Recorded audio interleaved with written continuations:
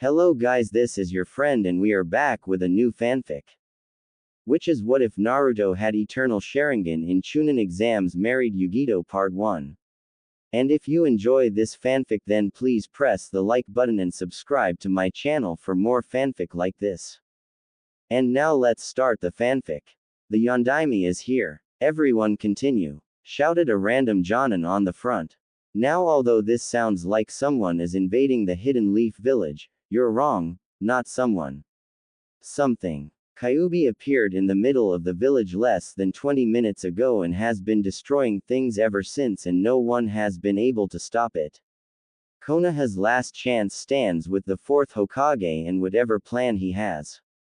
Kuchio's no jutsu was heard above all else on the battlefield. Even the mighty Kyuubi stopped his rampage for a second to see what happened. There on top of the chief of the Toad's Head Gamabunta was Minato Namikaze with a child in his hands. No one heard what he was saying to the child but they saw the child and this is where we start our story. Kyuubi, I know you escaped my wife and she is dying, that is not your fault. However, if you continue this line of attack even after I broke the person controlling you then I will have no choice but to end this. Leave now and live in peace.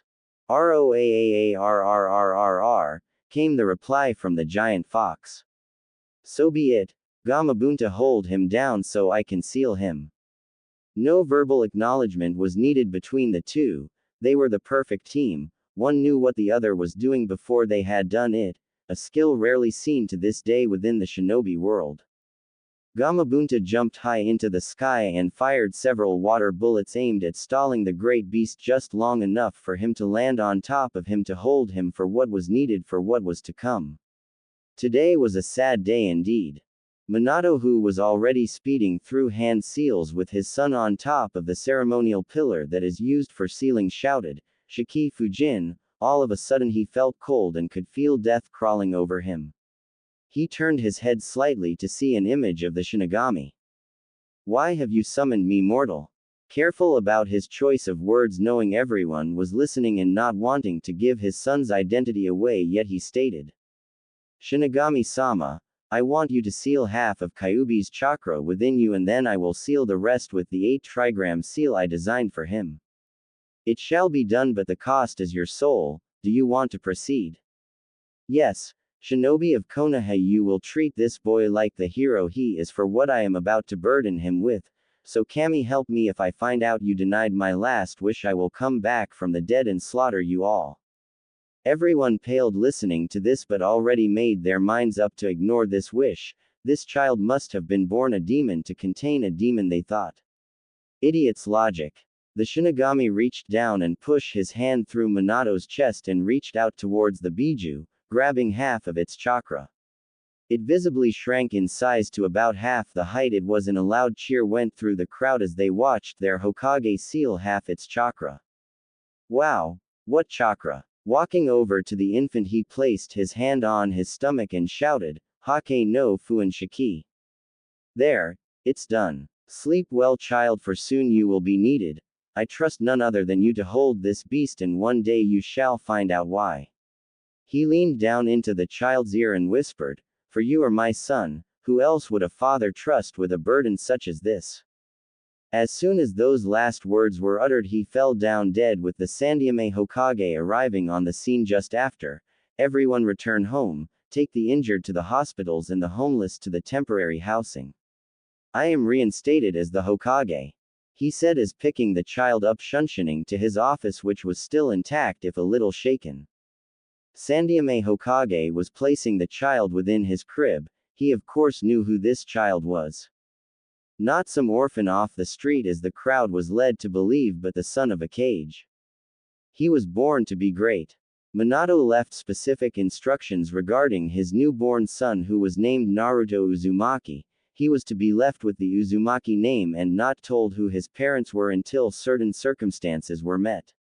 Either he unlocks his bloodline which they weren't entirely sure if he had it or not or he reaches the rank of Chunin with a certain amount of missions that meant he was ready for the assassins that were sure to come. Just as he finished placing Naruto in his crib, he felt the night breeze through the window, and he could have sworn he heard someone speaking on the wind that sounded an awfully lot like, "Protect my son, for he is destined for greatness, or greatness will be thrust upon him." A lone tear rolled down his cheek as he swore to protect Naruto the best he could. Magical ninja time skip. 5 years. If the past 5 years could be described in the word by either Naruto or the Sandyame Hokage, then that word would be hell.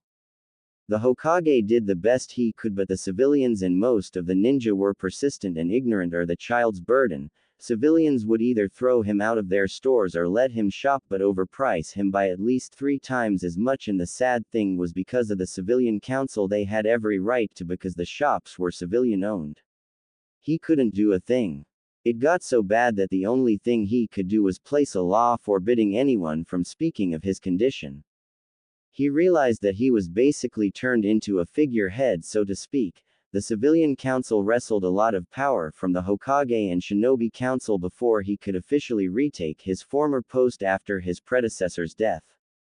The worst part of this was quite simple. He looked to Naruto like he was his own grandson. He saw greatness in his eyes behind his mask of stupidity that he put up to fool the civilians, but he couldn't fool a man who had been through 3 wars and survived countless battles. No, he had his father genius all right, but he couldn't use it because the foolish villagers would rather a stupid demon than a smart one. But all was going to change tonight. Yes, tonight would be one of the last times anyone would see this stupid Naruto trying to gain attention from anyone and everyone. Naruto was a smart boy. He picked things up at an abnormal rate. He learned to read and write by himself because those fools at the orphanage sabotaged him. He learned to count like a normal child of his age and even knew that they hated him for some reason. Why? He had no idea, but he was pretty sure that he was the Jinchuriki for the Kyuubi no Kitsune. You see, Naruto was regularly attacked by the villagers, and around his 3rd birthday was one of his worst attacks yet. If they caught him, he was sure to die, but somehow he found himself running quicker than any civilian should be able to. He later learned that he unlocked his chakra by accident, and by experimenting with it found out that he could use it to augment his muscles, meaning he could run faster than normal and hit harder. At a later date he found out that there was a seal on his stomach. He knew it was a seal because it only showed up when he molded his chakra, meaning it was chakra related and not some tattoo. Even at his age he could tell the complicated seals from the novice ones. A rather unique gift, if you could say, and he could tell that this was a rather advanced seal for something. Using all his stealth his had gained over his short life running from mobs and ninja, he snuck into the library to look at some sealing books. He couldn't find anything like his seal, but he could find some knowledge on some unique individuals that had massive chakra beasts sealed within them known as Jinchuriki. From that point on it was easy to fit the evidence together. The whispers of demon behind his back, and the day he was born the village was attacked by the Kyuubi, which happened to be a Biju. He was born and the 4th Hokage sealed the beast into a child. He could already tell that he didn't pick any child. The corresponding looks from father to son were too much to ignore. He knew that his father had done this to him, but he forgave him, simply because it was to protect his precious people. After all, what father could ask for another child for such a burden when he couldn't give his own, and who could he trust more than his own flesh and blood? No one. Today was his 5th birthday.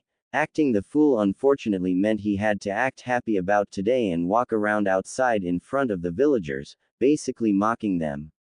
The villagers didn't take too kindly to this, and every birthday formed some sort of mob to finish what the Yondaime started, which meant trying to kill Naruto.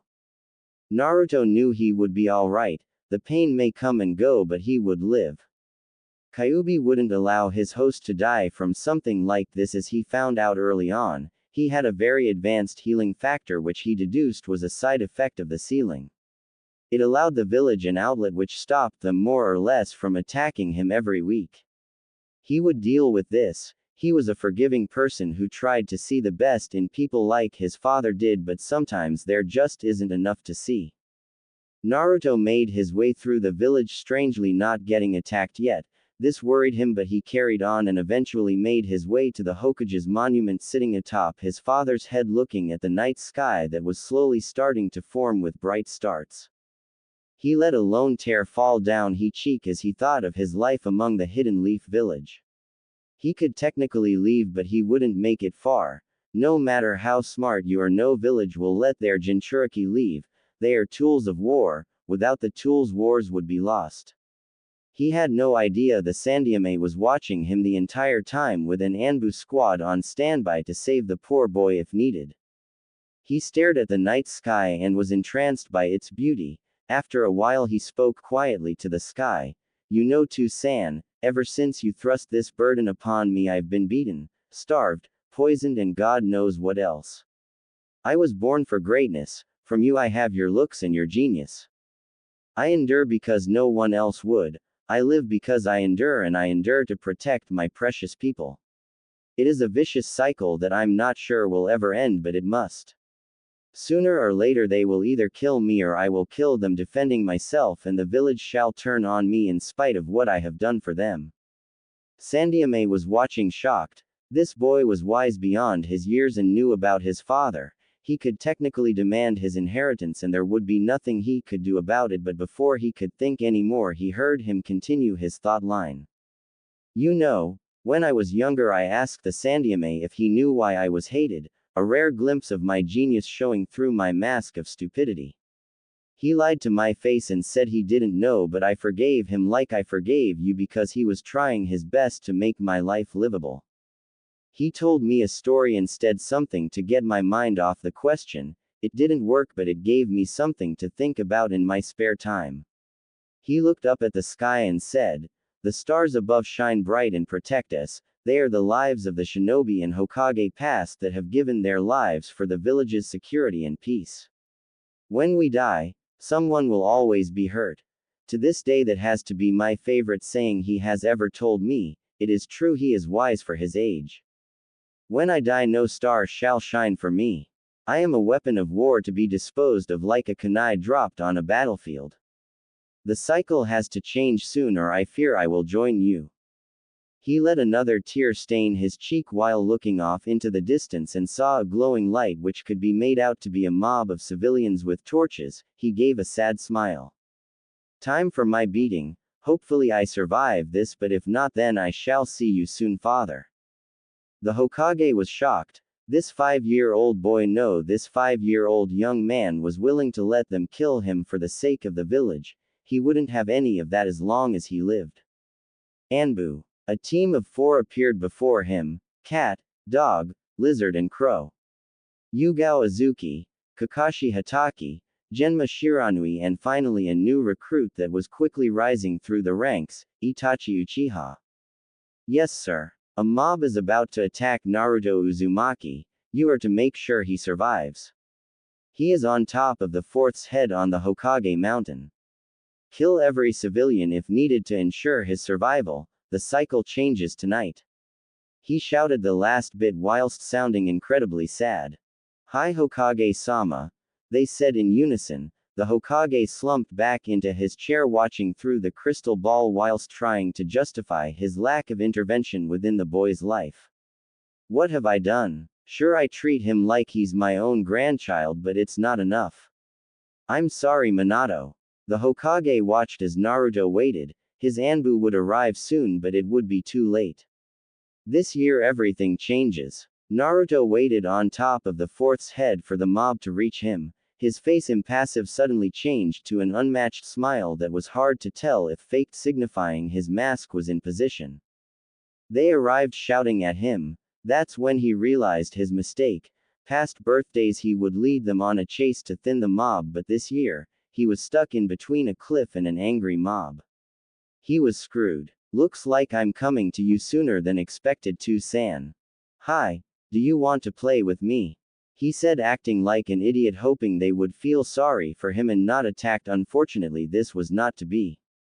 No, demon. You will die tonight, for our family and for the Yondaime. He shouted, and thus the beating began, worse than usual.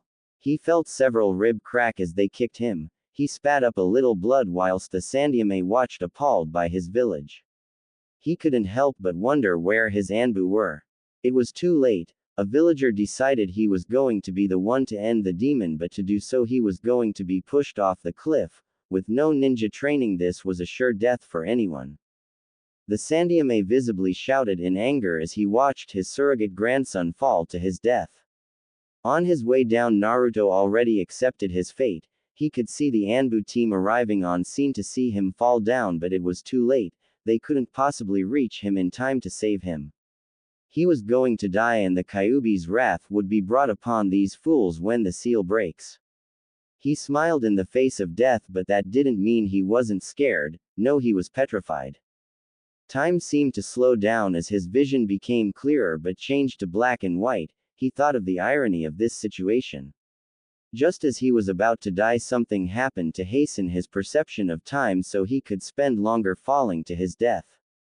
Kami must hate me. He closed his eyes again only to feel pain as he hit the ground. He was blacking out when he heard his name being called by a silver-haired Anbu. He closed his eyes for what he thought was the last time. Inside his seal, a Biju was silently weeping for the prone form of the boy in front of him, cursing Madara for forcing her to attack and get sealed into this boy, forcing upon him this life. Then something happened.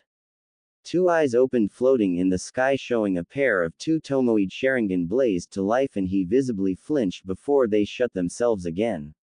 The Biju looked down at his contained and laughed. He would live. He was meant for greatness, and this would be the first step. Meanwhile, Kakashi was rushing the poor boy to hospital whilst his team was slaughtering the civilians. Each of his team was selected for this boy's guard because they all knew who he was and had some ties to his father or mother. Kakashi was his father's student.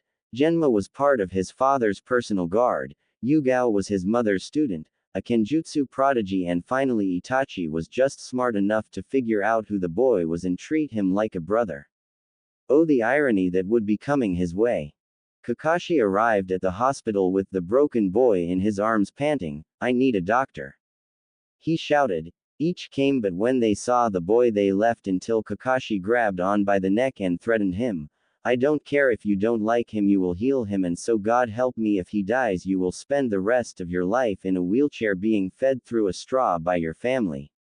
The doctor hurriedly agreed to heal the boy. After all, everyone knew who this Anbu was.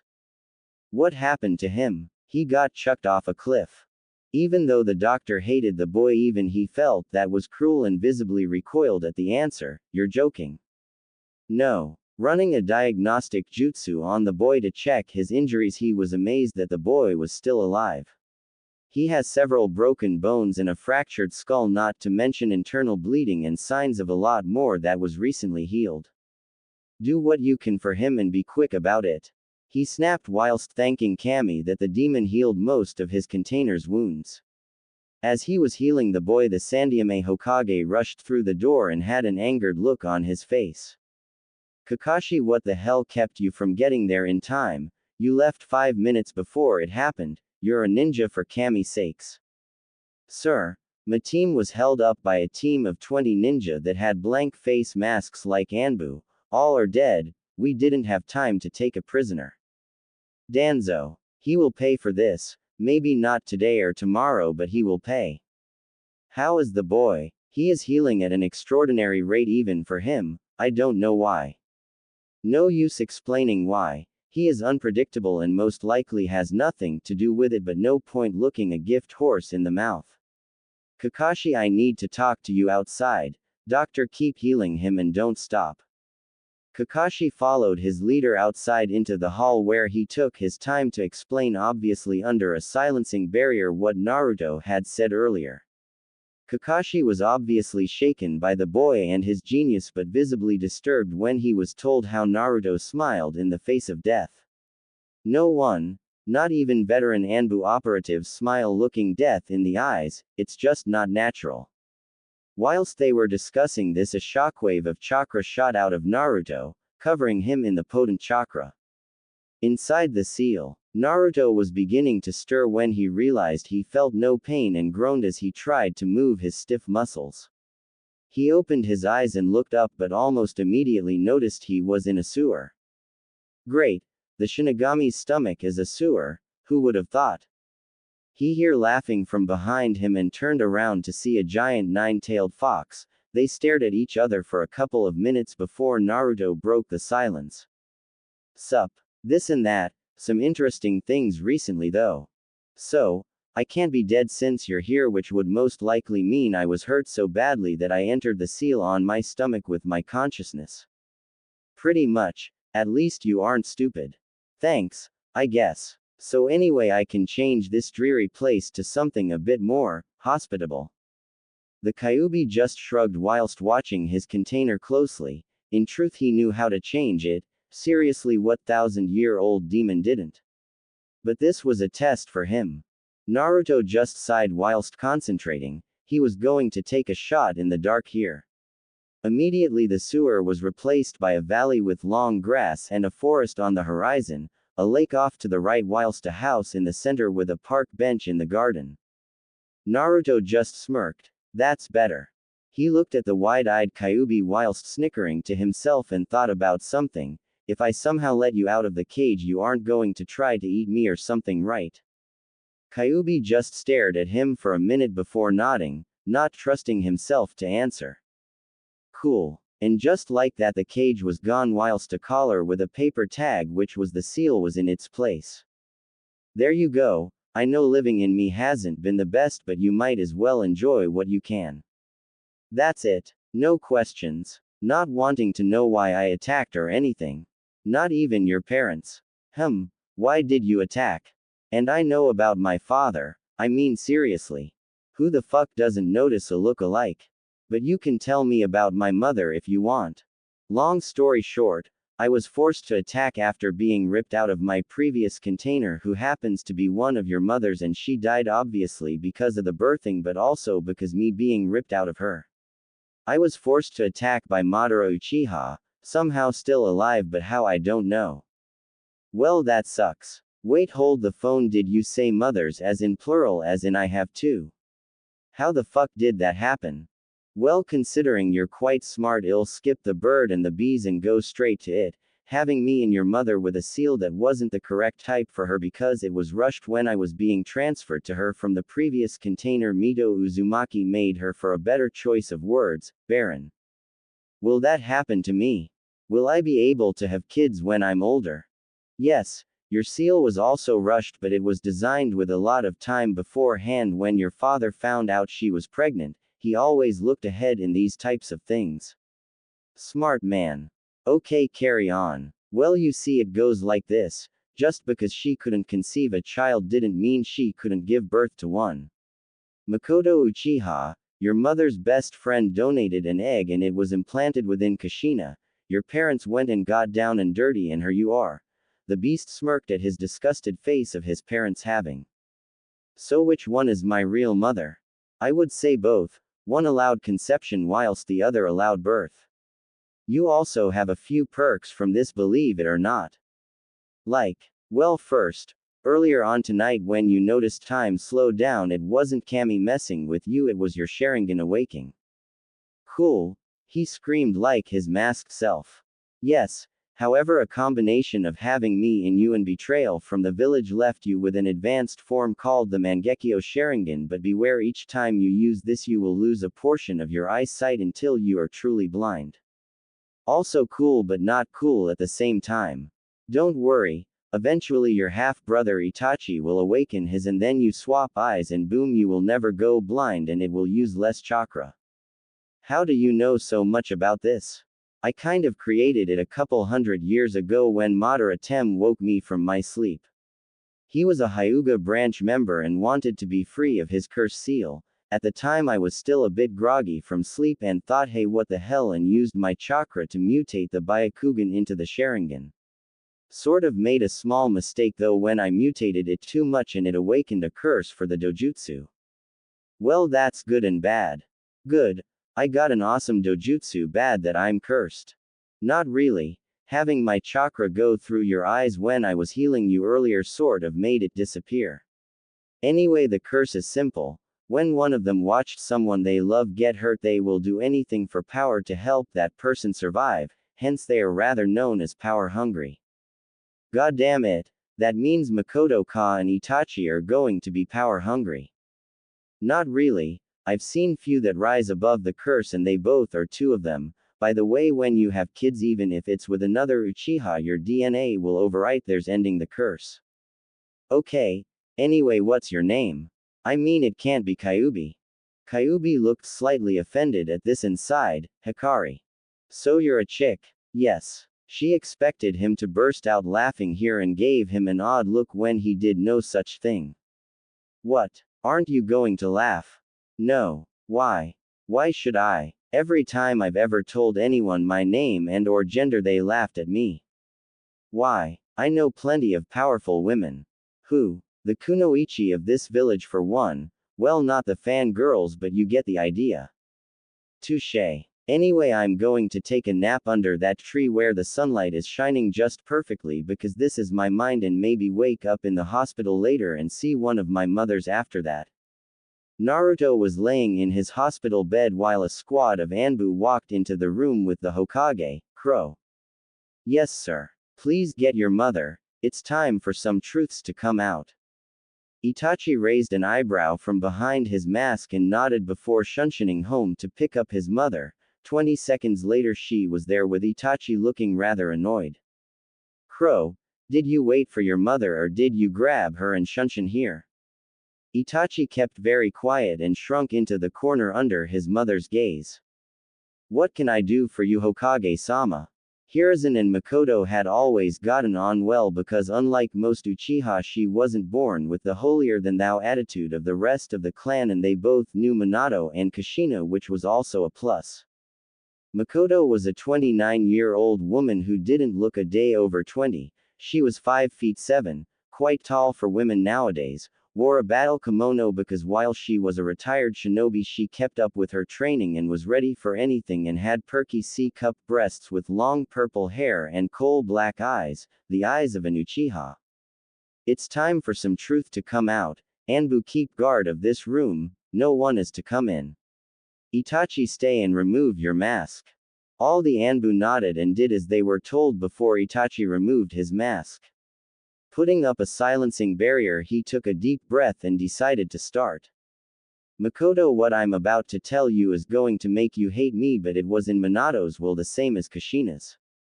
Naruto is your son. Wide eyes, an immediate reaction. This was big, this was huge.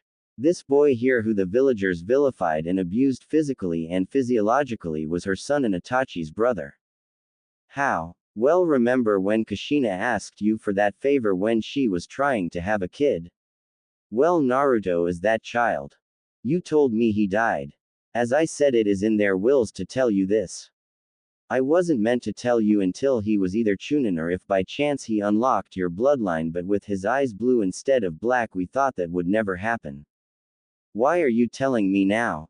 Well, I heard him earlier today sitting on top of his father's head. He knows everything except who his mothers are. He figured it out himself. He has his father's genius but acts like a fool to let the villagers have an outlet. Of course, I didn't know this until tonight when the villagers cornered him on the mountain and violently beat him before chucking him off the cliff. That's not the most disturbing bit of it. He actually smiled as he was falling, like someone who didn't care. She was now in tears. What was technically her son as well as Kushina's was being beaten like this, she never knew. She had tried to adopt this boy several times because she saw him on the streets and her motherly instincts kicked in for some reason, but now she knew why. I heard the wisest saying I've ever heard from a civilian from him earlier today. He was sitting on the mountain looking up at the stars talking to his father. He talked about how his father thrust this burden upon him, yet how he forgave him, and then it came. He said something I will never forget. I endure because no one else would. I live because I endure, and I endure to protect my precious people. It is a vicious cycle that I'm not sure will ever end, but it must. Itachi was normally a pacifist, not really shinobi material, but he knew how to kill.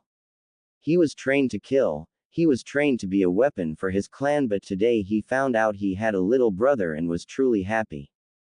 This saying, though, it made him shed a tear for the first time in years. His little brother was already so strong, strong enough to endure his life alone without him or his mother. Makoto openly cried and hugged the sleeping form of Naruto whilst crying into his chest. This continued for another 10 minutes until Naruto began to stir. Makoto jumped off her newly found son and watched him begin to wake until he started screaming. He opened his eyes to show the world his two Tomoe Sharingan, earning a gasp from the crowd, but he wasn't done.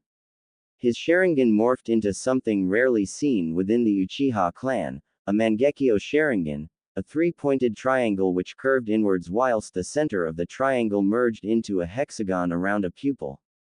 After a few minutes of screaming and being held down, he stopped and breathed a sigh of relief as the pain disappeared.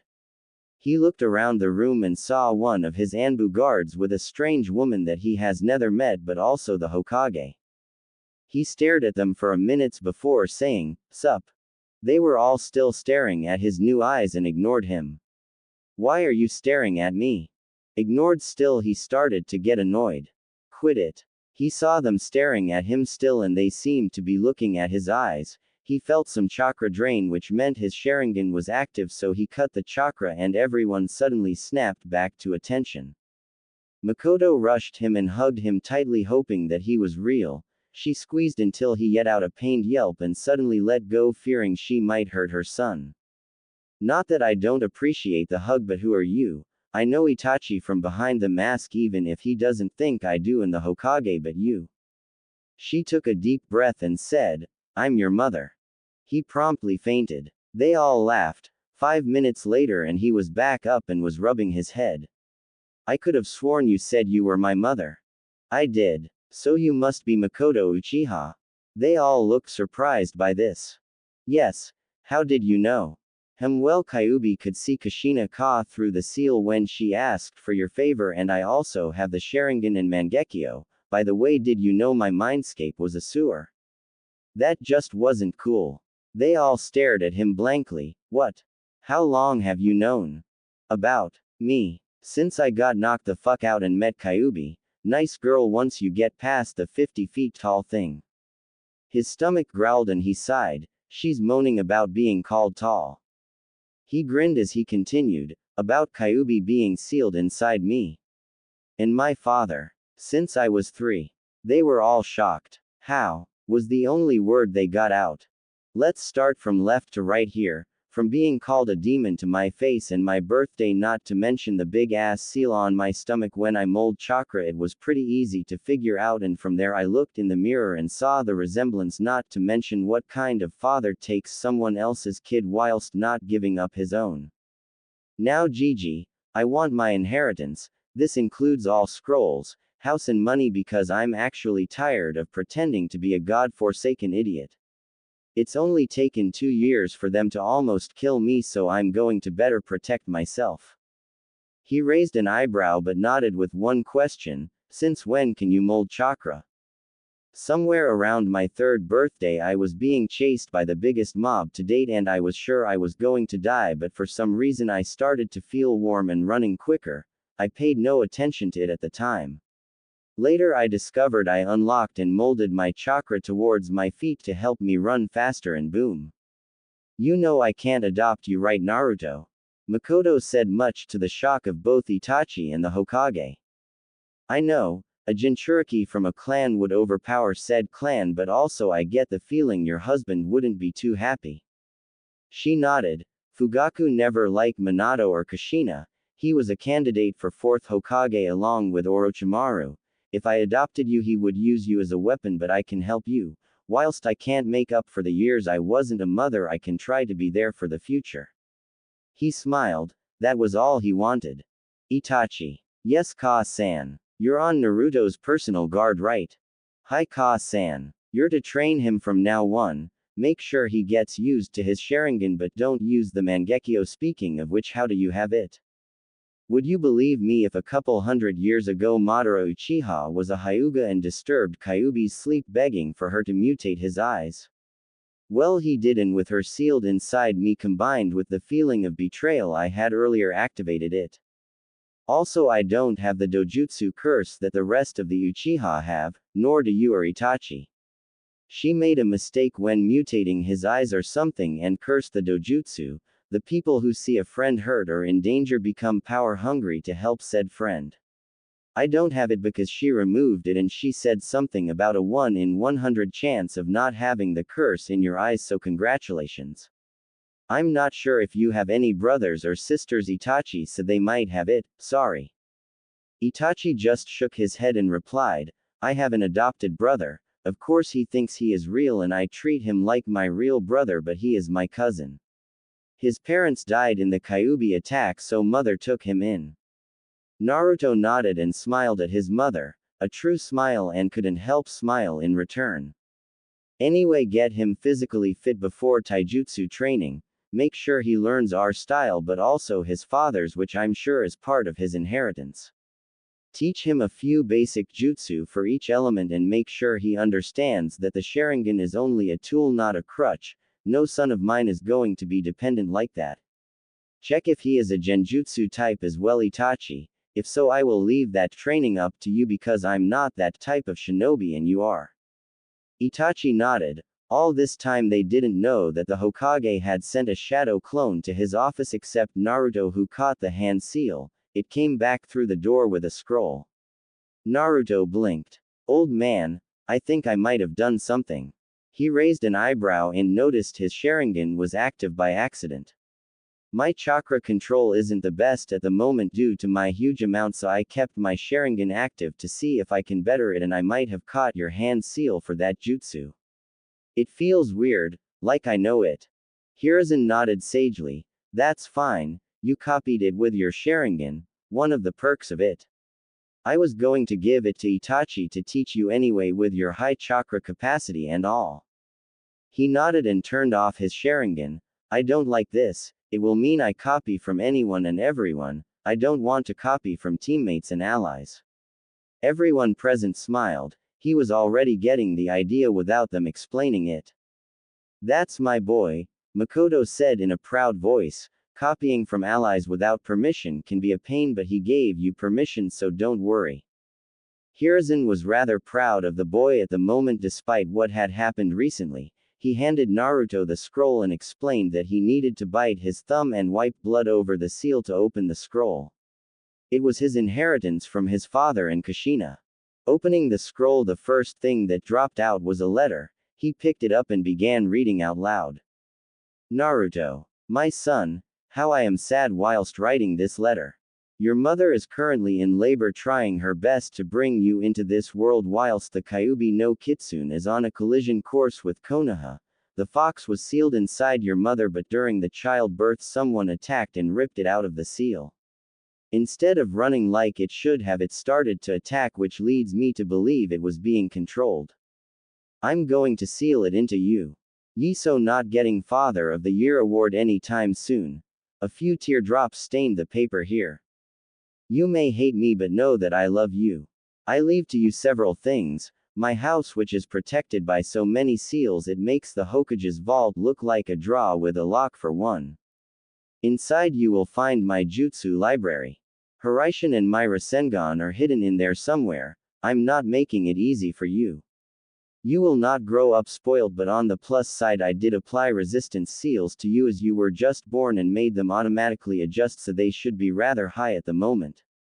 Ask the Hokage how to disengage them. My bank account details are with the Hokage, which should be Sarutobi at the moment. Your godfather is Jiraiya of the Sennin. I leave one last thing to you, my son. A summoning contract, the Crow contract. They are perfect messengers and are good at ambushing enemy. Sign it, and when Jiraiya arrives, he should have been with you all along, but let's be realistic here. Sign the Gamma contract and they will allow you to summon both as long as the bosses agree. Also kick your godfather in the nuts for me. Love your horrible father, who happens to be the most happy man in the world at the moment because you were just born. Minato Namikaze, Yondaime Hokage of Konohagakure no Sato.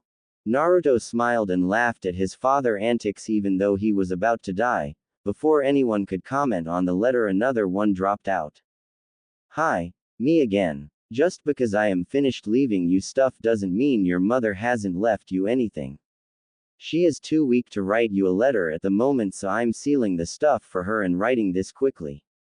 She left you 2 chakra sabers that she had made with Uzu metal for you. No time to explain what Uzu metal is, so ask the Hokage. In the scroll is a kenjutsu style for dual sabers. If you need any help, ask Kakashi Hatake. He was my student and had a chakra saber from his father known as the White Fang. He might be rusty, but it will help you learn. Once again, we both love you and enjoy your life. Your mother tells me to tell you to find a nice girl to settle down with and enjoy the pleasures of a family, and she's sorry. Love, your parents. Minato Namikaze and Kushina Uzumaki Namikaze. Everyone was silent for a moment before Makoto commented, "That's just like Minato, humor in the face of death." She smiled. "Old man, how long am I in hospital for? You're free to go. You were healed at a miraculous rate even for you, so you're all healed. I want to check out my new house, will you, Makoto-ka and Itachi ni come with me?" Makoto hugged him into her chest and smiled at being called mother, whilst Itachi kept his now stoic demeanor, but on the inside he was happy, finally a proper brother. He wasn't going to stop acting like a brother towards Sasuke because that was they were in his eyes, but with Naruto it was actual blood. All three nodded and he jumped out of bed, not noticing he was only in his boxers. He heard snickering and saw Itachi in the corner and a red-faced Makoto. He looked down and saw he was in his boxers and just smacked his head. Well, this is awkward. He just carried right on getting dressed, not really caring he was too smart to be embarrassed by something as small as this. He went over to the scroll and looked in the slot named keys and channeled a bit of chakra into it, and out came a set of keys and a map to his new home. Appears it's behind the Hokage's monument in the forest away from town. That's good for me, I do like some privacy.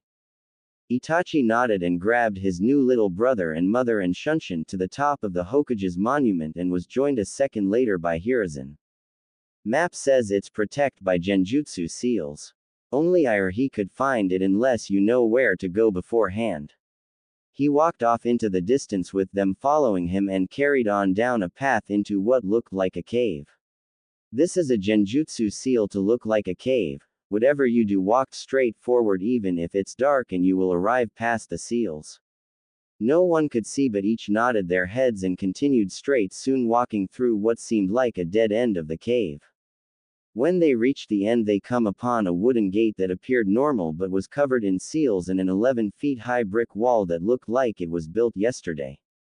Naruto whistled. Impressive gate. They nodded, agreeing with him. He looked at the map for instructions and did as it said. I have to cut my hand on the gate and then apply chakra to the swirl by the gate to change its locking feature to my chakra signature. They heard a click, and the gate opened, revealing a rather well-kept garden. Well, this is odd. Anyone been here? None have been here since Minato. I didn't even know where it was. He chuckled. He was a secretive bastard. Tell me about it. I wonder why the garden looks so kept. Probably got too lazy and invented some seal to preserve the garden in some way. I wonder if the training grounds are like that. Let's hope so, Itachi said, thinking about the fun he was going to have torturing his little brother. Naruto shivered for some reason. He couldn't tell, but he thought it was something to do with the smirk and gleam in Itachi's eyes. Oh boy, I'm screwed. Exploring the rest of the house, they noticed that it was all rather clean and well kept. It was a 2-story house but had several bedrooms, a living and dining area with an outside onsen for the summer and a downstairs bathroom. One of the bedrooms was converted to a small armory. Naruto openly gawked at his new home. It was better than any he had lived in before. He smiled at the portrait in the hallway of a several months pregnant Kushina and Minato with his arm wrapped around her protectively. The others came up behind him and smiled as well. They went outside to check the training grounds outback and found a large field that was covered with several dummies and logs, all with the same seals as before. Somehow I think I'm going to like it here. Makoto and Itachi smiled. It was getting pretty late now, about 11 at night, and after all the excitement today they were all pretty tired. I think I'm going to crash on some bed upstairs. You're welcome to stay if you want. Sorry Sochi, I need to get back to the house so Fugaku doesn't moan. Ototo, I have Anbu duty to finish. The Hokage has granted me leave starting tomorrow. I will be here with you to train you away from prying eyes, and mother can check on us when she wants, same in the Hokage. Okay Ni-san. Naruto didn't notice Itachi's lips curve into a small smile, and Makoto openly smiled at the exchange. She knew how Itachi always wanted a little brother, but she didn't want another child with Fugaku for him to turn into a weapon or a Min Fugaku, which Sasuke was becoming. Their marriage was slowly falling apart. Fair enough, it was an arranged marriage to help the family become stronger, and she was technically the clan head but didn't like the clan head business. She would take back the clan head seat one of these days and divorce that idiot. We'll be going then. Get some sleep. Tomorrow is going to be fun. Itachi walked off with a small evil laugh whilst the others shuddered. That laugh meant pain, as Naruto was going to find out tomorrow. Why do I suddenly feel the need to write a will? They both shook their heads. No idea Sochi, Naruto. Before they left, Makoto turned round and gave him a hug and said, I will give Itachi some cookies to give you tomorrow, since I doubt you can cook, and it will help tide you over till I come round in the evening helping you learn to cook. Hi Ka-san. Good boy. She turned and left, leaving a very tired Naruto who just walked upstairs and fell on his parents' bed fast asleep, all the while being watched over from above by smiling figures. In heaven, Kushina, our son is finally happy. Baka, he was sad because of you. Blame Madara Tem. She smacked him on the back of the head and smiled. Her son had a mother, and although it was not her, it was her best friend who technically counted as his mother. It was enough to make her happy. I don't know how I feel about earlier on the mountain, but I think he will get over it now. The question is, will the villagers? Nope. The next day, 7 o'clock. Naruto was sleeping peacefully, fully dressed after yesterday, when he felt someone drop something on him and hit him in the stomach. He jumped up straight away, gasping for air that was knocked out of his lungs. He looked towards the attacker, ready to strike back, but calmed down once he saw the amused look of Itachi in Anbu gear without his mask. Hello Ototo. Hello Ni-san. What time is it? 7 o'clock. Naruto got wide eyes. What in Kami's name made you wake me up at this time? Still amused, he responded, well, I thought I would let you lay in. He got no response, and Naruto just looked down at what hit him. It was a set of chakra weights bands that went round his wrists and adjusted the weight depending on the amount of chakra one puts through them. He raised an eyebrow. Seeing the unasked question, Itachi decided to elaborate. Just because you have had a resistance seal on you since birth is no reason to not try harder. Lesson 1. There is always someone better than you, so never stop training. He nodded and placed the weights on each wrist and leg. Good, now don't run chakra through them yet and follow me. He nodded once again and followed him out back to a big tree. Lesson 2. Power is nothing without control. You have raw power with your amount of chakra but no control. Learn control. Itachi seemed to grin. How? His grin threatened to split his face at this point in time. Climb this tree without your hands.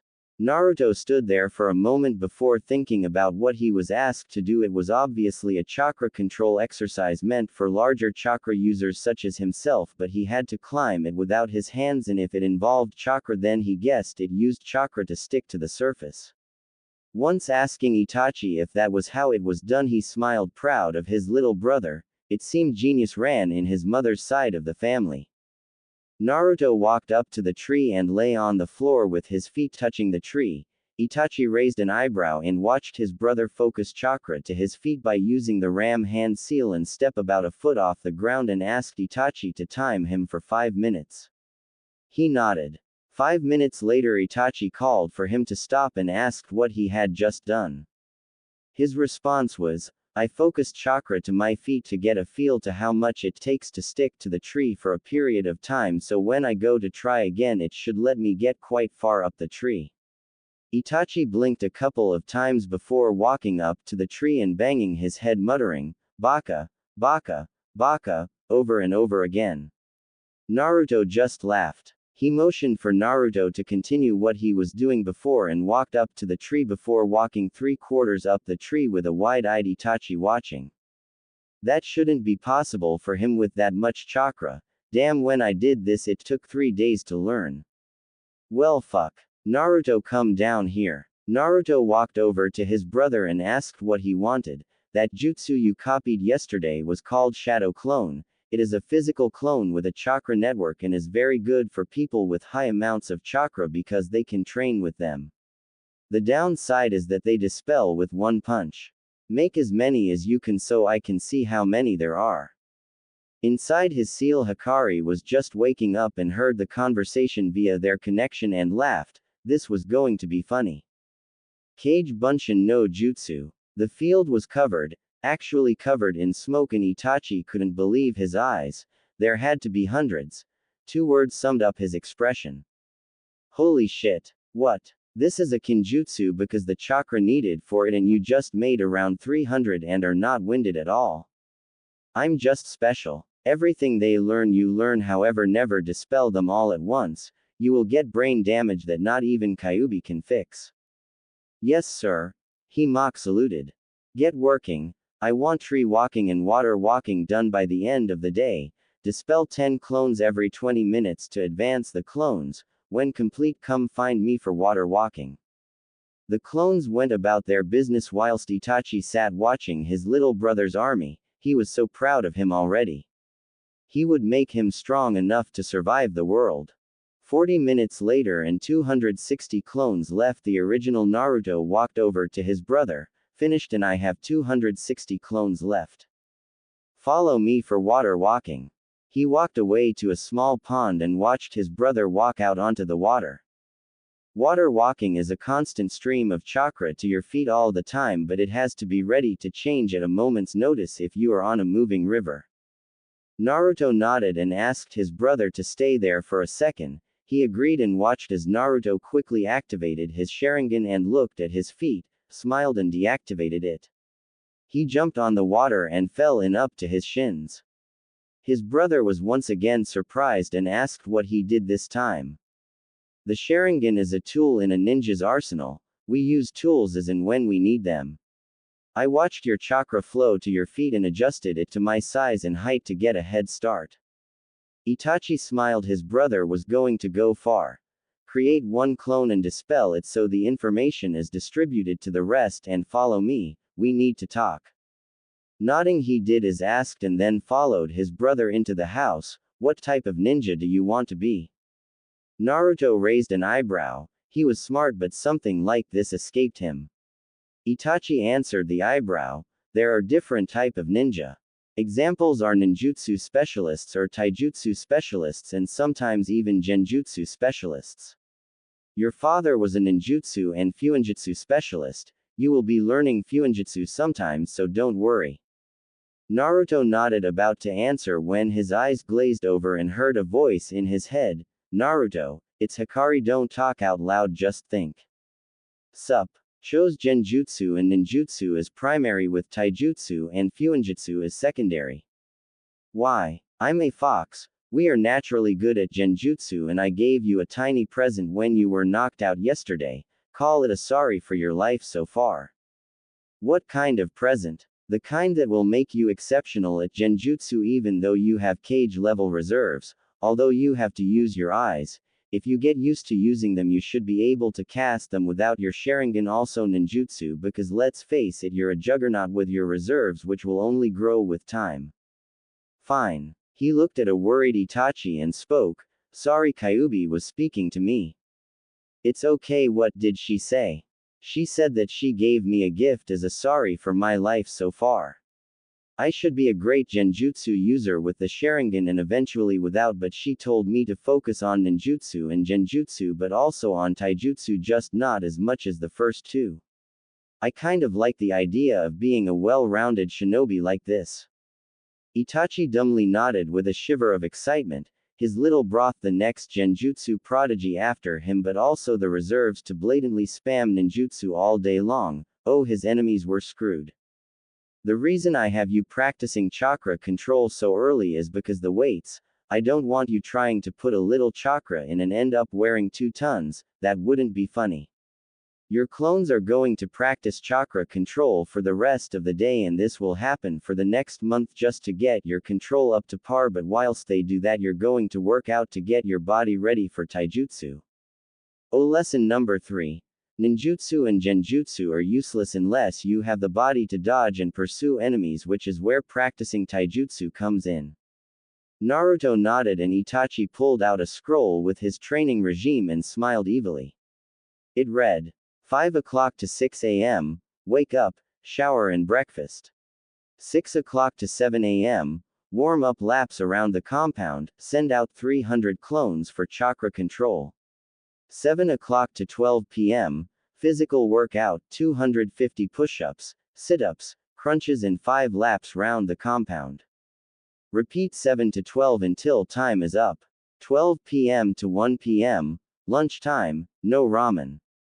1 p.m. to 3 p.m., strategy games such as Shugi with brother and reading history books where said strategies were implemented and how they worked and if they were effective at the time for the situation. 3 p.m. to 5 p.m. cooking class with Ka-san. 5 p.m., dispel clones. 5 p.m. to 6 p.m., dinner. 6 p.m. to 9 p.m. relax and or sleep depending on how tired you are.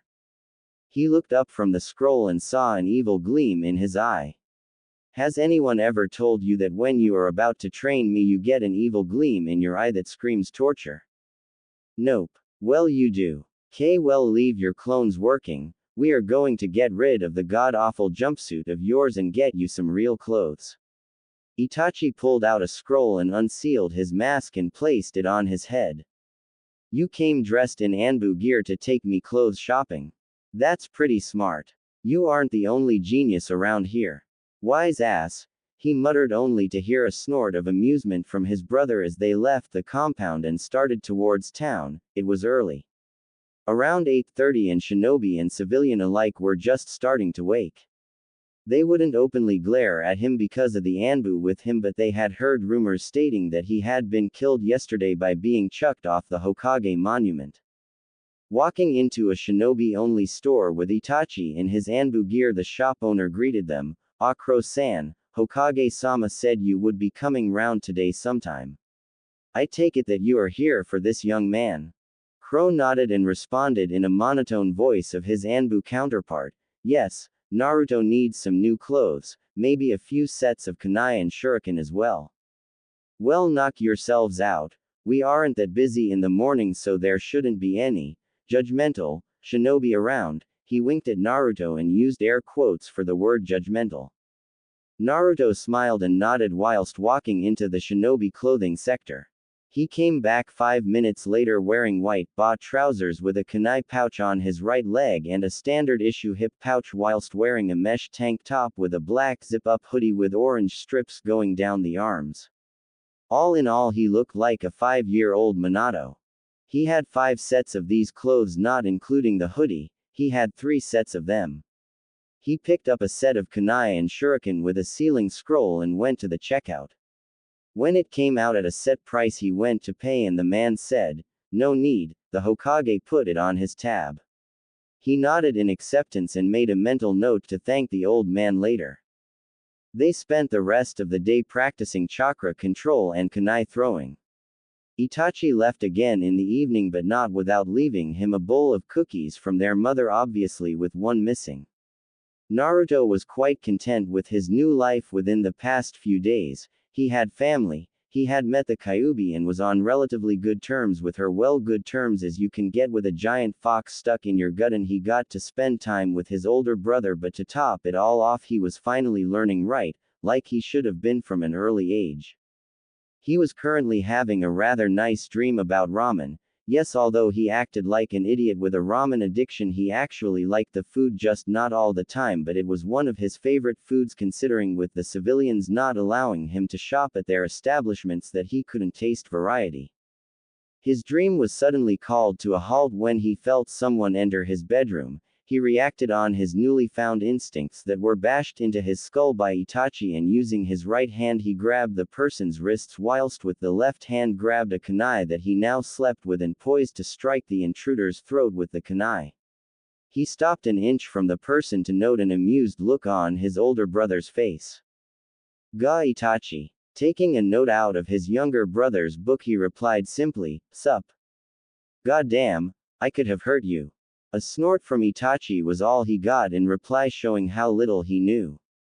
For the past 2 weeks Itachi had been training Naruto. He kept the training schedule the same but allotted a small period of time to teach him henge so he could buy produce from civilian shops without being chucked out of overpriced. Of course the stupid civilians couldn't tell the difference, but the ninja gave him some rather amused looks of respect for being able to use henge at his age.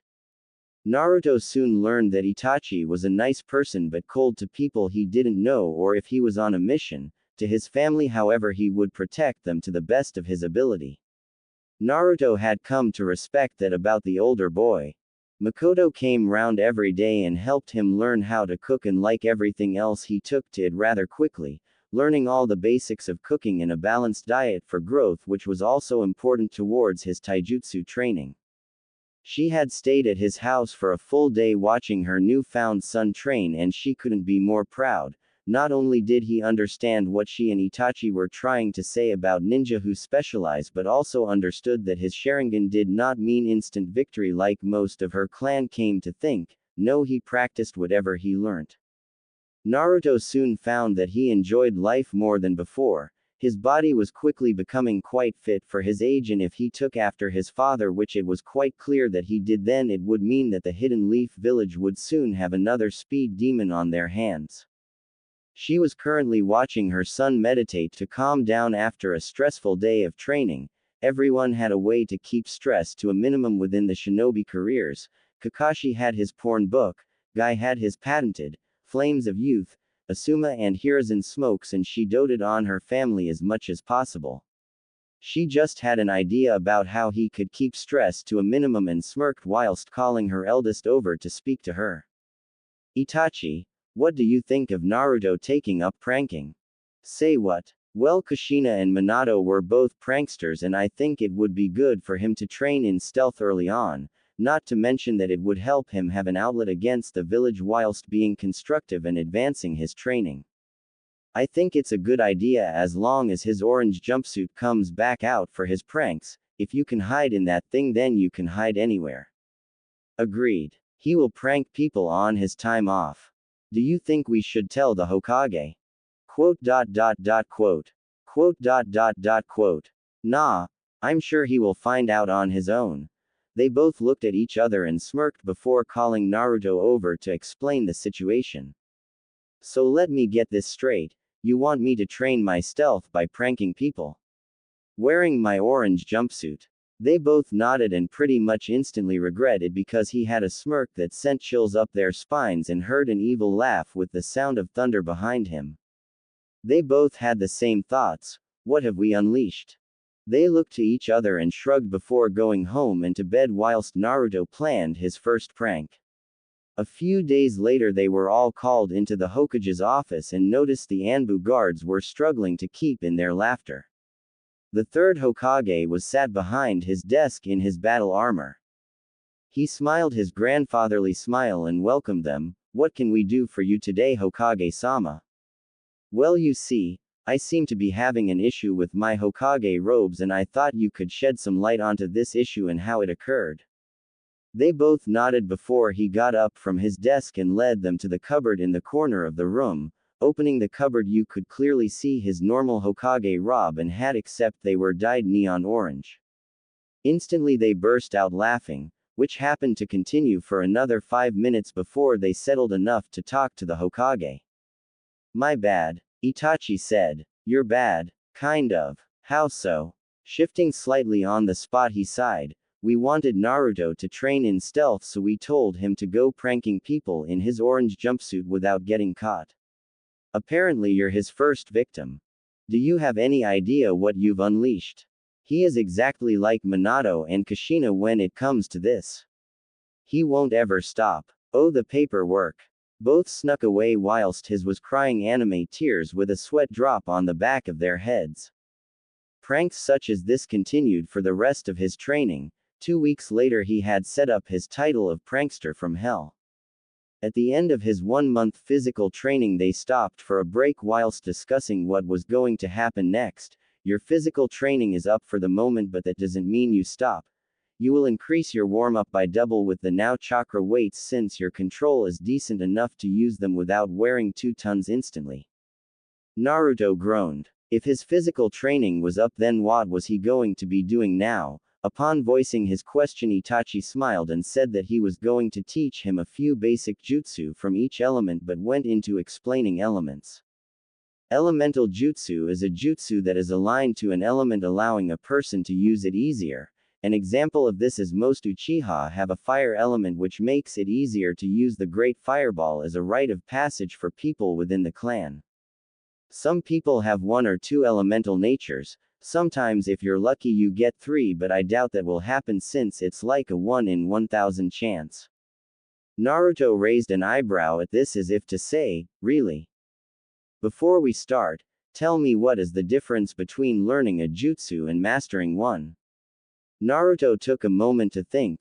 Learning a jutsu was obviously learning the hand seals related to said jutsu and learning how to mold the chakra for it, so mastering the jutsu should have been 1 step above that. He voiced his confusing to his older brother, who smiled. Learning a jutsu is how to perform the jutsu. However, on a battlefield, if 2 people use the same jutsu with one of them mastering it to the point of not needing all the hand seals for the jutsu, then who would win? The master. Good. So I will show you one jutsu today and you will spend the next week with your shadow clones mastering it to the point that you need less hand seals. To do this you will need to use the jutsu hundreds of times and then feel how the chakra is molded within yourself. Once you know how to mold the chakra with hand seals, cut 1 seal down and continue until you get to the end of the week and then show me your progress, okay? Naruto smiled and nodded happily. Itachi started him on his first Kaden jutsu. Kaden, Gokaku no Jutsu, a simple C-rank jutsu where the user gathers chakra in his/her lungs and sprays it out of their mouths in either a fireball or a constant stream or fire. And so the week passed with Naruto constantly spamming the C-rank jutsu. This not only helped him master the jutsu to a higher degree than normally, but they found out that his jutsu was stronger than normal, which indicated a strong fire nature. Naruto forcefully expanded his chakra reserves as well due to falling to chakra exhaustion nightly. The good thing about housing Kyuubi was that his chakra recovered quickly and allowed him to get up the next day and do the same. It came to the end of the week and Naruto was training around 8 hours a day with 200 clones. He dropped back from 300 because he wanted more chakra to be distributed to each clone. It was safe to say that Naruto had firmly mastered this jutsu to an extreme degree. Itachi and his mother were sitting on the ground watching him and called him over. Naruto, you spent the past week training with 200 clones on this jutsu. Tell me, how far have you come? Naruto smiled and explained, I got it down from 7 hand seals to 2, but for some reason I couldn't get past the last one.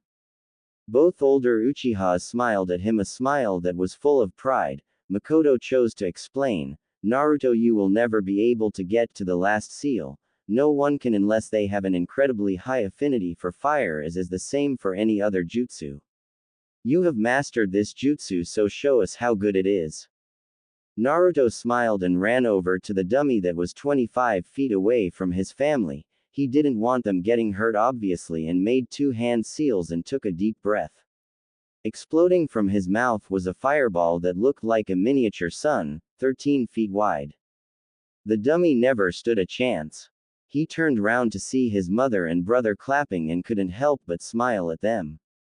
He had worked hard for this and his determination had paid off. Well done, Ototo. I'm proud of you. Arigato ni-san. And what more is that you've just broken a record previously held by me. That jutsu is a rite of passage within the Uchiha clan. I was the youngest to learn it ever at 7 years old. You beat it and now hold the record. Congratulations. Makoto was watching the exchange with pride in her eyes. although she wasn't sure if anyone would ever know that he was her son until he felt ready to tell the world. She was proud of him. This is how the next 2 months went. He learned 4 other jutsu within that time and mastered 2 of them to the same degree except his lightning jutsu. His lightning jutsu was incredibly strong, which led them to believe that he had a primary lightning affinity which a secondary wind and fire, all of which were incredibly strong offensive elements, but he lacked a defensive element. This didn't stop him from learning any defensive techniques with the Sharingan and then practicing them still. An example of an earth technique that he learned was quite simply Doden Doryuheiki, which was a standard earth wall that was pushed up from within the air with the user slamming his hands into the ground. This is a B-class jutsu, so no matter what, it took a considerable chunk of chakra for anyone to perform this, but for someone aligned to a different affinity, let alone the opposite of Doden, then it would easily eat twice as much chakra. Naruto continued with this technique with 200 shadow clones for 2 weeks instead of 1 and eventually got it down to the point where he could use it with the normal chakra consumption rate but had to use the full amount of seals necessary. He also learned a water jutsu that required a nearby water source to envelope the user in a barrier of water to protect against a fire technique. The more chakra you pump into it, the more water is used, thus providing a decent defense for most fire techniques. Naruto kept up his physical training as well, and Itachi finally decided he was fit enough to learn some of the Uchiha clan's fighting style known as the Interceptor Fist, which was designed based around the Sharingan and its predictive abilities. Itachi also explained that the Interceptor Fist was also designed to train a Sharingan user's eyesight to advance their Sharingan anywhere from 1 to 3 tomo, which naturally made Naruto happy because although he had his Sharingan activated, he still only had 2 tomo in each eye and was hoping to get to the 3rd tomo sometime next year by the time he started the academy. Itachi explained that even though their mother was a retired Jonin, she was quite famous within Konoha and the resounding nations for her use of genjutsu with the Interceptor Fist, allowing her to quickly end her opponents. Because she was a retired Jonin, she wasn't allowed to teach shinobi, but Naruto was a civilian, so she had until he graduated to get him ready with her style. They began by going through the style's basics, footing, movement, and how the style was supposed to be used. The enemy was to attack first and you were to respond quickly thanks to the Sharingan and quickly disable them. Naruto clearly stated that he didn't want to use clones to boost his taijutsu prowess with this style because although they could use muscle memory to advance quickly, he wanted to learn his family styles without what he considered cheating. A week later he had the basics down. He could stand and fight at a basic level of a newly graduated Uchiha Genin, which was something for his age. He practiced for hours on end only using shadow clones when he finally got the katas down himself, so it wasn't cheating when learning but keeping his skills fresh. He found the work grueling, and when he almost gave up he continued with the thought of getting better to protect his precious people. He would not give up, not again. Itachi and Makoto were both watching him as per usual and having a small discussion about him. I swear genius runs in your side of the family, Ka-san. Yes, well, he has his father as well who was a genius, so I suppose it's only natural. I would label him a prodigy at the rate he learns, but we both know he wouldn't like to be labeled as such. What do you think of his taijutsu? I think he has learned as much as possible until he grows taller. We forget his is only 5, so he isn't tall enough for the more advanced katas. Genjutsu then. Yes, I think we will work on his genjutsu and chakra control until he is about 8. That should allow enough time for him to grow into a healthy boy with a decent body for necessary for taijutsu. Agreed. Naruto, get over here, Itachi shouted. He walked over taking a drink from a canteen full of water and looked at them. We have decided that until you are older, around 8 or so, your body will not be able to advance within the Uchiha taijutsu style, so we will work for the next 3 years purely on chakra control and genjutsu. Who knows, maybe we can look at the theory behind jutsu creation to give you something to do in your spare time. Okay, I understand. Okay then, but first we need to see the Hokage about a training partner for genjutsu. Makoto and Naruto looked at him like he grew a second head. Sometime later, Naruto, Makoto and Itachi were in the office of the Hokage. "Ah, Itachi, how are you today?" "I'm doing good, sir." "Good, good," he said whilst placing a silencing barrier around the room. "Itachi, please report to me what has happened in the last 3 months of Naruto's training." For the first month he learned what physical exercise meant in every meaning of the word. He still continues these exercises daily with added weights. "We never got round to disabling his resistance seals. We were meant to ask you that today." "Ah yes, I was wondering when you were going to ask. Simply focus your chakra on your seal in your stomach and do the genjutsu release to disable them. To re-enable them you have to focus the chakra again and say what level you want." Naruto nodded in understanding. "In the next 2 months I taught him 5 ninjutsu, 1 for each element. It seems that he has a lightning as primary with wind and fire as secondary. Each jutsu except ones that weren't of his element have been mastered to use less hand seals. The Doden and Suiden both have been mastered to a degree where they only take the normal amount of chakra but the full amount of hand seals. He has learnt the basics of the Uchiha taijutsu style but can't learn any more until he grows taller, which is why we are here. Turns out Kyuubi gave him a gift and apparently he is going to be a great genjutsu master someday with his eyes, so we need a genjutsu master to give him tips etc. for help. I was thinking of Kurenai, she is a Chunin, right?" He nodded in understanding. "Yes, I will call her right away to help, but understand if she doesn't agree to keep it secret then she won't be helping." "Understood. Anbu, find me Kurenai Yuhi and bring her here." 5 minutes later and in walked a 5 feet 2, 13-year-old version of Kurenai Yuhi, dress and all. "Ah, Kurenai-chan, thank you for coming." She walked in nervously whilst eyeing the people in the room. She knew the little boy, of course, who didn't know him, and she knew Itachi, the prodigy of prodigies, but didn't know the woman. "Kurenai, this is Naruto Uzumaki, Makoto Uchiha and Itachi Uchiha." "Hello. We were wondering if you would like to take part in training a budding genjutsu master for the next 3 years. Of course it would be in the village and it would be secretive and whatnot, so whatever happens is an S-class secret between you, them and me. Understand? Hi Hokage-sama, I would love to help another genjutsu user. Who is it?" He smirked in amusement as Naruto stepped forward and waved in a Kakashi-like manner. "Sup? Is this a joke? What were you expecting? I don't know, but not a 5-year-old. This 5-year-old will be better than you in genjutsu by the time he is your age." Her mouth fell open. How was that possible? She worked relentlessly on her chakra control. How is that possible? I worked for years to get the control necessary for genjutsu. Shadow clones. What? Oh, never mind, it was classified as a kinjutsu, so I guess you wouldn't know of it. Let's just say my furry little friend gave me a present. She looked at him blankly. She didn't know of the Kyuubi because she actually followed the rules, but she still heard the whispers behind the boy's back. She heard how he was tossed off the Hokage Mountain almost 4 months back and disappeared from public light. The civilians were convinced he was either dead or hospitalized in a coma, but the shinobi knew better. They knew he was biding his time, except for those god-forsaken pranks that never led back to him.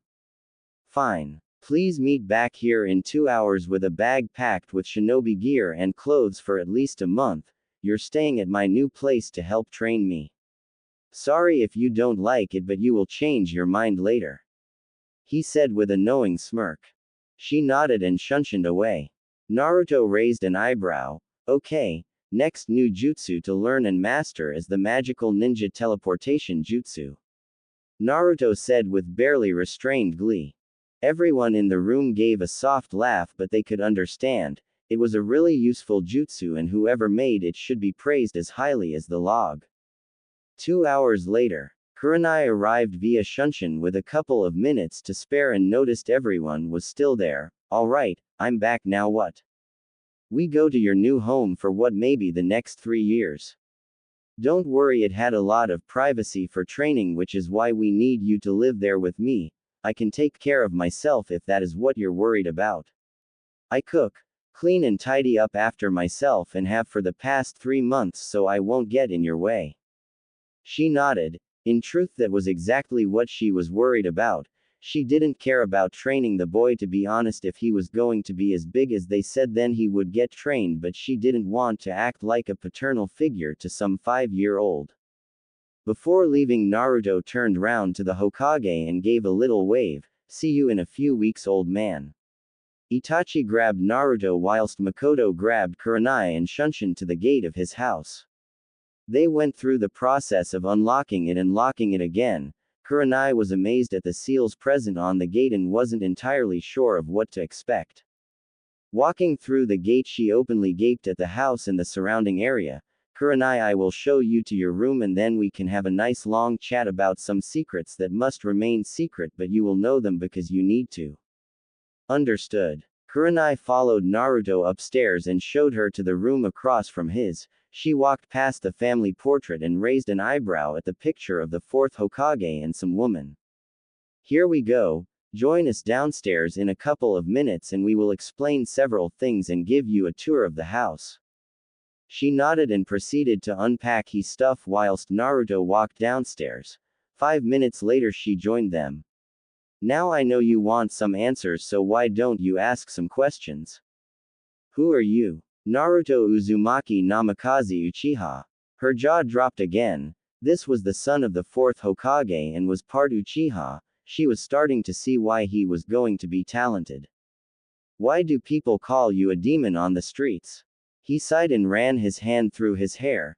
5 years ago my father defeated the Kyuubi and sealed it inside me. I am a prison and she is the inmate, but they can't seem to understand. Well, that's. Wait, did you say she? He nodded and she thrust her fists in the air screaming girl power. Makoto smirked. Any other questions? Who is your mother? Kushina Uzumaki and Makoto Uchiha. She stared at him for a moment trying to figure out how that was possible. 5 minutes late she gave up and asked. My mother had the Kyuubi in her before me, but her seal was rushed and thus made her barren. Makoto provided an egg which my parents used and her I am. Does that mean you will have the Sharingan? Already do.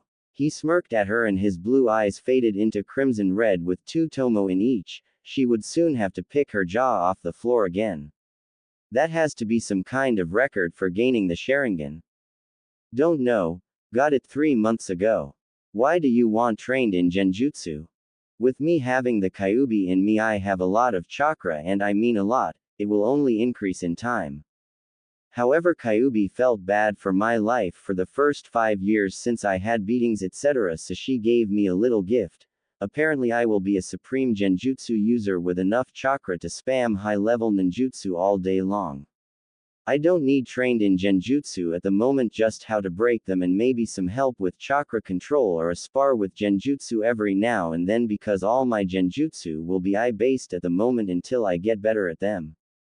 She nodded dumbly. She felt kind of cheated since he was apparently given a gift by Kyuubi, but she understood. Ninja use everything at their disposal. You understand that everything you heard today and from now on in this house is an S-rank secret. Add to that the fact that my lineage is a SS rank secret. If you tell anyone except the Hokage that you are training me or what, and you will be executed. Please don't. You're too pretty to be beheaded. She blushed whilst both Makoto and Itachi raised an eyebrow at their son brother. He was going to be trouble later down the line. Fine. This house is protected by seals for privacy. They were made by my father. The house itself has several bedrooms, bathrooms and outside onsen, training grounds that repair themselves once again due to seals, a library that I'm not allowed to enter until I'm older apparently, and an armory. Feel free to look in the library, but nothing you take leaves this house. I mean that, we have space to practice if you take anything, but it doesn't leave this house under any circumstances. Not even the Hokage is allowed to take things from the library outside. Anything really important will have a blood seal on which you can't open, so don't try. Understood. Okay, then rest for tomorrow we start training. She nodded and headed off towards the onsen to relax whilst the others continued to talk. 3 years have passed since Naruto started training with Genjutsu, and what a 3 years they have been. He lived up to his name of a prodigy multiple times, but after explaining how he didn't want to be named a prodigy because things get handed to them, Kurenai came to respect him a little bit more. He picked up Genjutsu like a fish to water. With his massive reserves, he could break almost any Genjutsu and was currently looking for a way to use Genjutsu without his eyes. Why rely on something if you're a ninja? His brother and mother always told him that good ninja always have a backup plan and always have more than one way to get something done. Naruto quickly took to this philosophy even though he wasn't a ninja yet, and made several rules that dictated his ninja way of life. These rules would help complete the mission whilst saving his comrades' lives in the field. It only took half a year to become proficient enough to break out of almost all of Kurenai's Genjutsu, and although he could break them with his Sharingan, he understood that it was a tool to be used as a last resort. He couldn't let the village know about it yet. After the first half of a year together, it came time for Naruto's birthday again. He stayed inside his house, of course, and a few people came round: Kurenai, Makoto, Itachi, Kakashi, Yugao, Genma, and the third Hokage. All of these people he knew he could trust with his life and has done on several occasions, especially the Anbu that were with him. He knew they were assigned as his personal guards for the first 5 years of his life. Flashback Naruto just finished some warm-down exercises from his daily training. Half a year, he mused. Half a year since Kurenai came into my life. It might have been rough at the start, but it got better, and my respect of her has only gone up since I've seen how proficient she is with Genjutsu. He grabbed a towel that was on the ground and wiped the sweat off his face whilst walking into the house. Instantly he was on guard. Something was wrong here, but he couldn't tell what. He slowly moved his hand down to his kunai pouch and got a kunai ready whilst continuing to walk towards his living room. As soon as he entered, he threw the kunai at breakneck speed and indented it within the walls, hearing a yelp. He was about to go and see who it was, but the lights turned on all of a sudden. He was blinded and heard them shouting, "Surprise!" Then it dawned on him. Today was his birthday, October 10th, he was 6 today. He smiled at them but turned his head to the side and saw where his kunai had landed. In the wall was a kunai, but on the kunai was an orange book, and below it was an adult Kakashi crying about his precious dying. Naruto's sweat dropped and said sorry. He knew how Kakashi loved that book. His mother and brother walked over and hugged him first, then Kurenai and Yugao both gave him a kiss on each cheek, which caused him to blush like a tomato and everyone else laugh. Happy birthday, Naruto. Thank you. They all went to open his presents, and for the first time in a long time he felt like a normal boy who had a family, maybe slightly weird family, but family nonetheless. He first opened Itachi's present and found it to be a scroll which was captioned, "Magical Ninja Teleportation Jutsu." Itachi smirked at his little brother's wide eyes. It was no secret how much he wanted to learn that jutsu, it was just so useful. He thanked his brother profusely.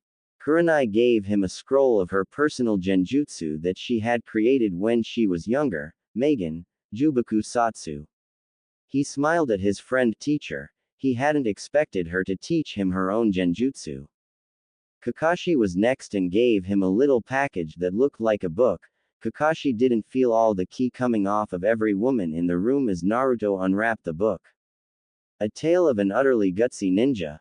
It was the book that you were named after. Your godfather Jiraiya wrote it. Remind me to kick him in the balls for not being here. Every male winced slightly as Kurenai patted him on the head. It seemed like she was having a slightly bad affect on him. Makoto gave him a basic fire jutsu that shot several small fireballs out of a person's mouth at a target. Genma gave him one of his dad's 3-pronged kunai and explained that it was given to him by his father and he was sure that he would want him to have it. Yugao gave him a book on how to keep his chakra sabers clean and maintained and promised him a spar when he started learning. The third Hokage went last and gave him 2 books, one on jutsu creation and one on the more advanced basics of fuinjutsu. He smiled and hugged his surrogate grandfather figure. The night went on and everyone had a great time. All were invited to stay the night, but everyone declined, saying they had work in the morning. Naruto nodded and allowed them to leave, but not before thanking each of them again. Asterisk asterisk asterisk flashback end asterisk asterisk asterisk. It would be another 2 months until the academy started. Although he continued his genjutsu training, he made an extra 20 clones every day to practice his new ninja magic teleportation jutsu, which he soon found out was called a shunshin or body flicker jutsu. He once again showed them his genius and had it down within the first day, but kept practicing it. He felt that he could go fast and further the more he practiced. After 2 weeks non-stop practice with his clones, he found out something weird. When he would flicker away, there would be a bolt of lightning strike off his body. He soon found out that he was using an elemental body flicker on instinct, which to him was amazing considering he hadn't learned to properly transform his chakra into elemental chakra yet. He was too young still. He summarized that it was because he had such a high affinity to lightning that he could almost do it naturally, and that learning his first Raiden Jutsu was enough to learn the basics of nature transformation. He also practiced the genjutsu Kurenai gave him, and for the life of him he couldn't do it without his eyes. It really hurt his pride knowing that although he would be great at genjutsu, he would never be able to use genjutsu without his eyes properly. He knew that genjutsu took control simply because the chakra had to invade a person's chakra system and mold it a certain way to get the effects that she wanted. Deciding he would put it away until he had better chakra control, which would most likely be when he was a genin with his shadow clones working every day. He would read his jutsu creation book every day. He enjoyed reading about it and one day hoped to be able to create his own jutsu. There was even a bit about genjutsu creation in there. He read and reread that chapter of the book several times before an idea hit him. He may not be able to use genjutsu without eyesight, but what would happen if he used genjutsu without control? What would happen if he flooded someone else's body with his chakra, so much chakra that they couldn't move because of it, and if they couldn't move then they couldn't break it? Even if they could move, he doubted they could release it because the genjutsu release method needs a high chakra level that the chakra that was introduced to her system, and even if they could move it would still slow down their movements. He smiled at this thought. He could create a nin genjutsu hybrid such as this for people who had such a high level of chakra that they would never be able to use genjutsu effectively. This could be a start of a revolutionary breakthrough with genjutsu. He immediately sent out 500 clones to work on it, and 6 weeks later he had it down so he could use it to an efficient level. He was so proud of himself and kept it secret from everyone until he asked Kurenai, Itachi and Makoto to come with him to the Hokage's office. They obviously agreed because when he dragged them there they knew it was important. Naruto was happy as he could be at the moment, and the others didn't understand why. Maybe it was the academy starting tomorrow. Hikari was sitting inside the seal by the lake watching through her container's eyes and was quite happy with what he had done. She saw potential for this jutsu against any Uchiha he ever had to fight and was glad he made this early on. If his chakra levels increased, then this would help him against Madara when the time came for them to eventually fight. Barging through the door, Naruto had a smile on his face, and the Anbu guards did nothing since they all had outstanding orders to let him through at all times. Hello Naruto-kun, why are you so happy? I created a new jutsu. Everyone in the room raised an eyebrow at this and wondered what the little genius had made, especially Kakashi, Yugao and Genma, who were hiding on the walls as his Anbu guards. Well, I have some free time, why don't you show me? Maybe I can bring my Anbu guards with me since you know them anyway. Ye old man, let's go. He grabbed the old man's hand and shunshined them to his personal training field, and the others soon followed, knowing exactly where to go.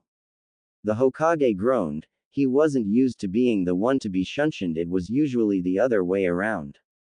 Everyone arrived seconds after them, and Naruto asked for a volunteer. The Hokage said he would do it since if it was anything deadly he had best chance to get out of it without any pain. Naruto waved their concern off, explaining it was a genjutsu. Naruto ran through 27 hand seals and said, Ninpu, Kimono no Shinu.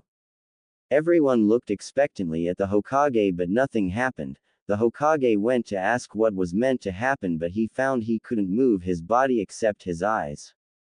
Everyone stood for about a minute before Kurenai asked what happened. Naruto replied, I was looking for a way to be able to use genjutsu with my huge chakra reserves and found one.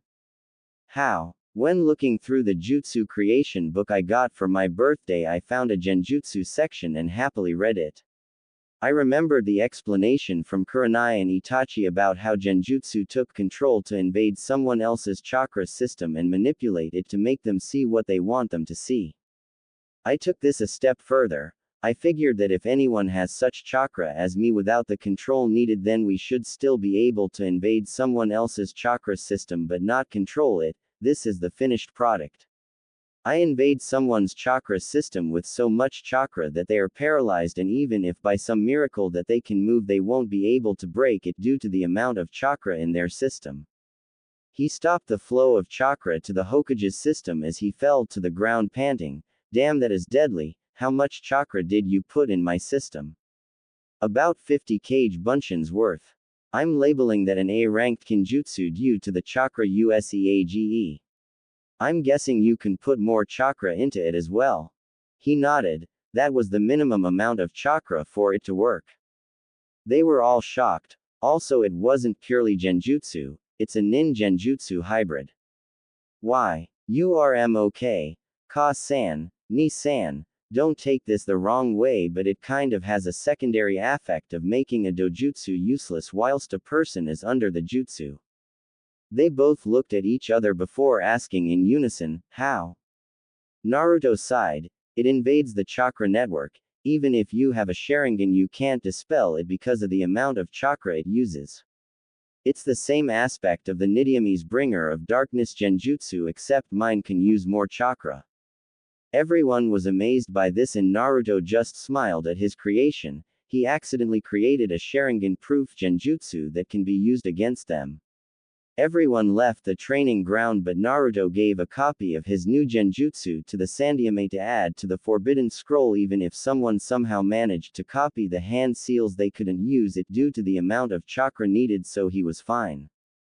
The next morning, Naruto woke up a couple hours early like always and done his morning regime. Today the academy started and he was going to meet his brother and his cousin walking towards the academy under the guise of being his brother Charge and walked to the academy together. All was going well until they actually met.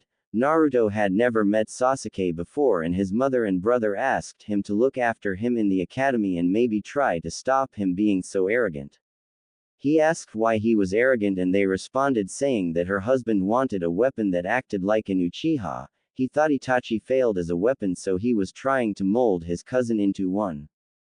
Itachi openly snorted at that. His cousin had skills, sure, but he was nowhere near Naruto's level, and Sasuke was training at the age of 4 before Naruto. It was safe to say that he would have his stepfather's holier-than-thou attitude and was probably already falling for the Uchiha curse and doesn't realize it. According to Itachi, he hadn't activated his Sharingan either, which was slightly disappointing.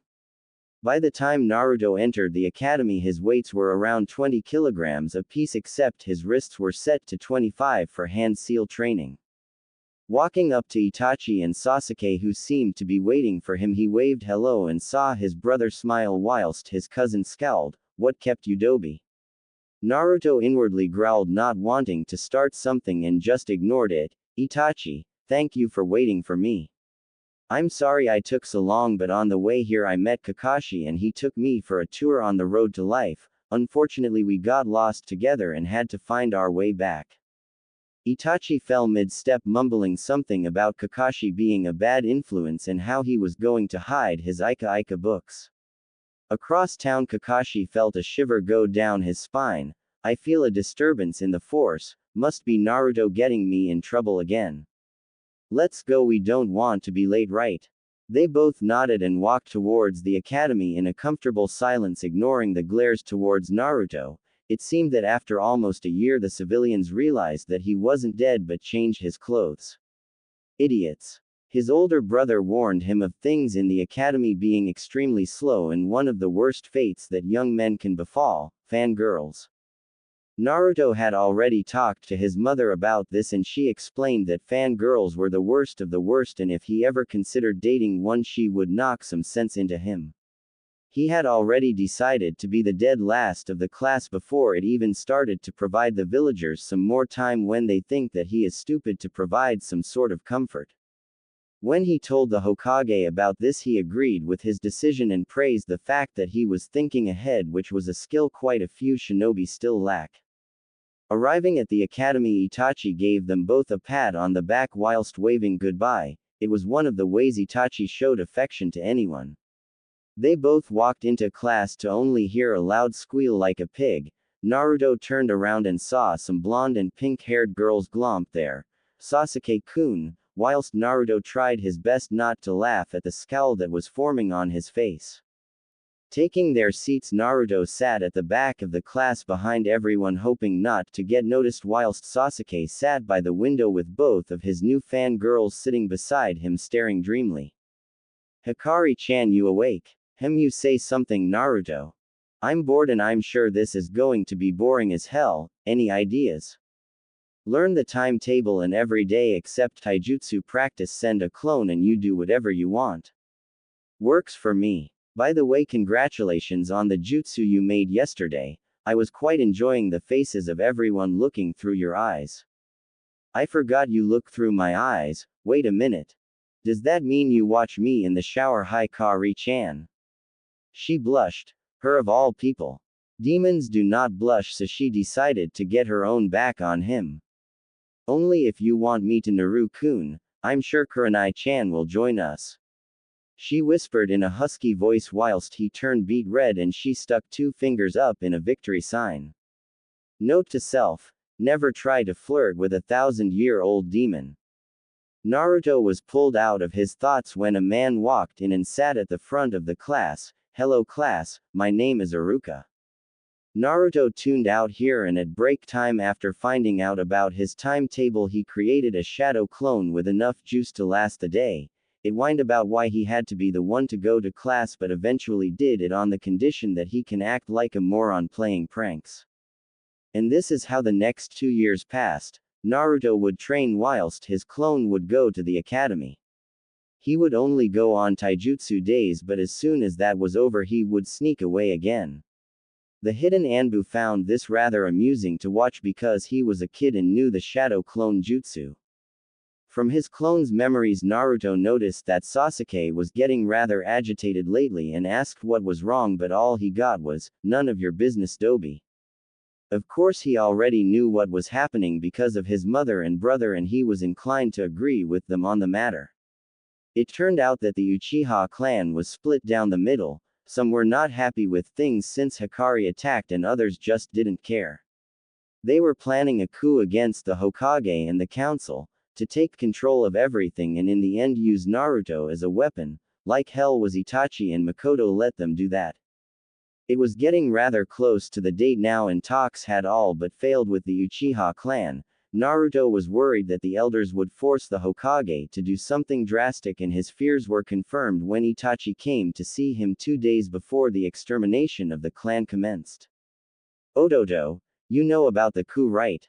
Hi. I've been tasked as the exterminator. Meaning, I will kill them all, except Sasuke. I want him to rebuild the clan in honor. What will happen to you? I will take the blame, make it look like a young Anbu captain couldn't handle the stress and snapped. I will become an S-rank nuke nin and protect Konoha from the outside. His eyes widened. Oh hell no. Not another one of my family is going to be used as a goddamn scapegoat again. Come with me now. Itachi looked worried. He had never seen his brother this angry, so he decided to follow him. Barging into the Hokage's office, he saw the 2 elders and the Hokage there. Elders, get the hell out. This is a private conversation. Watch what you say, boy. Learn some manners. If you don't get the hell out within 5 seconds, I will do one of 2 things. AI will put you under a genjutsu and make you watch yourselves slaughter your family whether they are already dead or not continuously for a couple of hours, or BI will go to the fire daimyo and explain to him how you treated the heir to the Namikaze clan. Which will it be?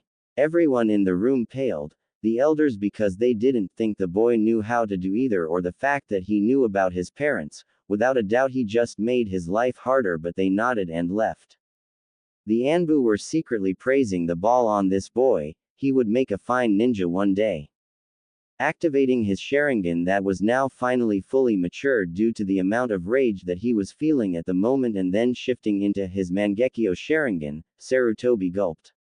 It was obvious that Naruto didn't care about the Anbu in the room, so the Hokage quickly put a silencing seal up so only the Anbu could hear this conversation. Anbu, whatever you see or hear you will never repeat or you will die. Which one of the elders' bright idea was it to use my brother as a scapegoat for this fucking village? Hiruzen gulped. Even with the boy's Mangekyo Sharingan blazing, he could tell that this was all like his father when he was angry. Danzo. That fool who still runs root. How did you know about that? Don't take me for a fool, I see them following me trying to find a way to make me into a weapon for him. Sarutobi was seething now. You have some of his goons in lockup, right? Yes, we've been trying to get the seal off of them that prevents them from talking about Danzo. Why? Let me explain this to you first. If you ever, and I mean ever, use one of my family for any type of scapegoat for this village like I was, so God help me, the council and this village will not be safe from my wrath. Do you understand? He nodded quickly. Truth be told, he was hoping he wouldn't find out about this, but he should have known better. Good. Itachi will still exterminate our clan. I will help. My stealth is so high that your Anbu can't find me, and with my Sharingan it will be easier to hide and get the job done.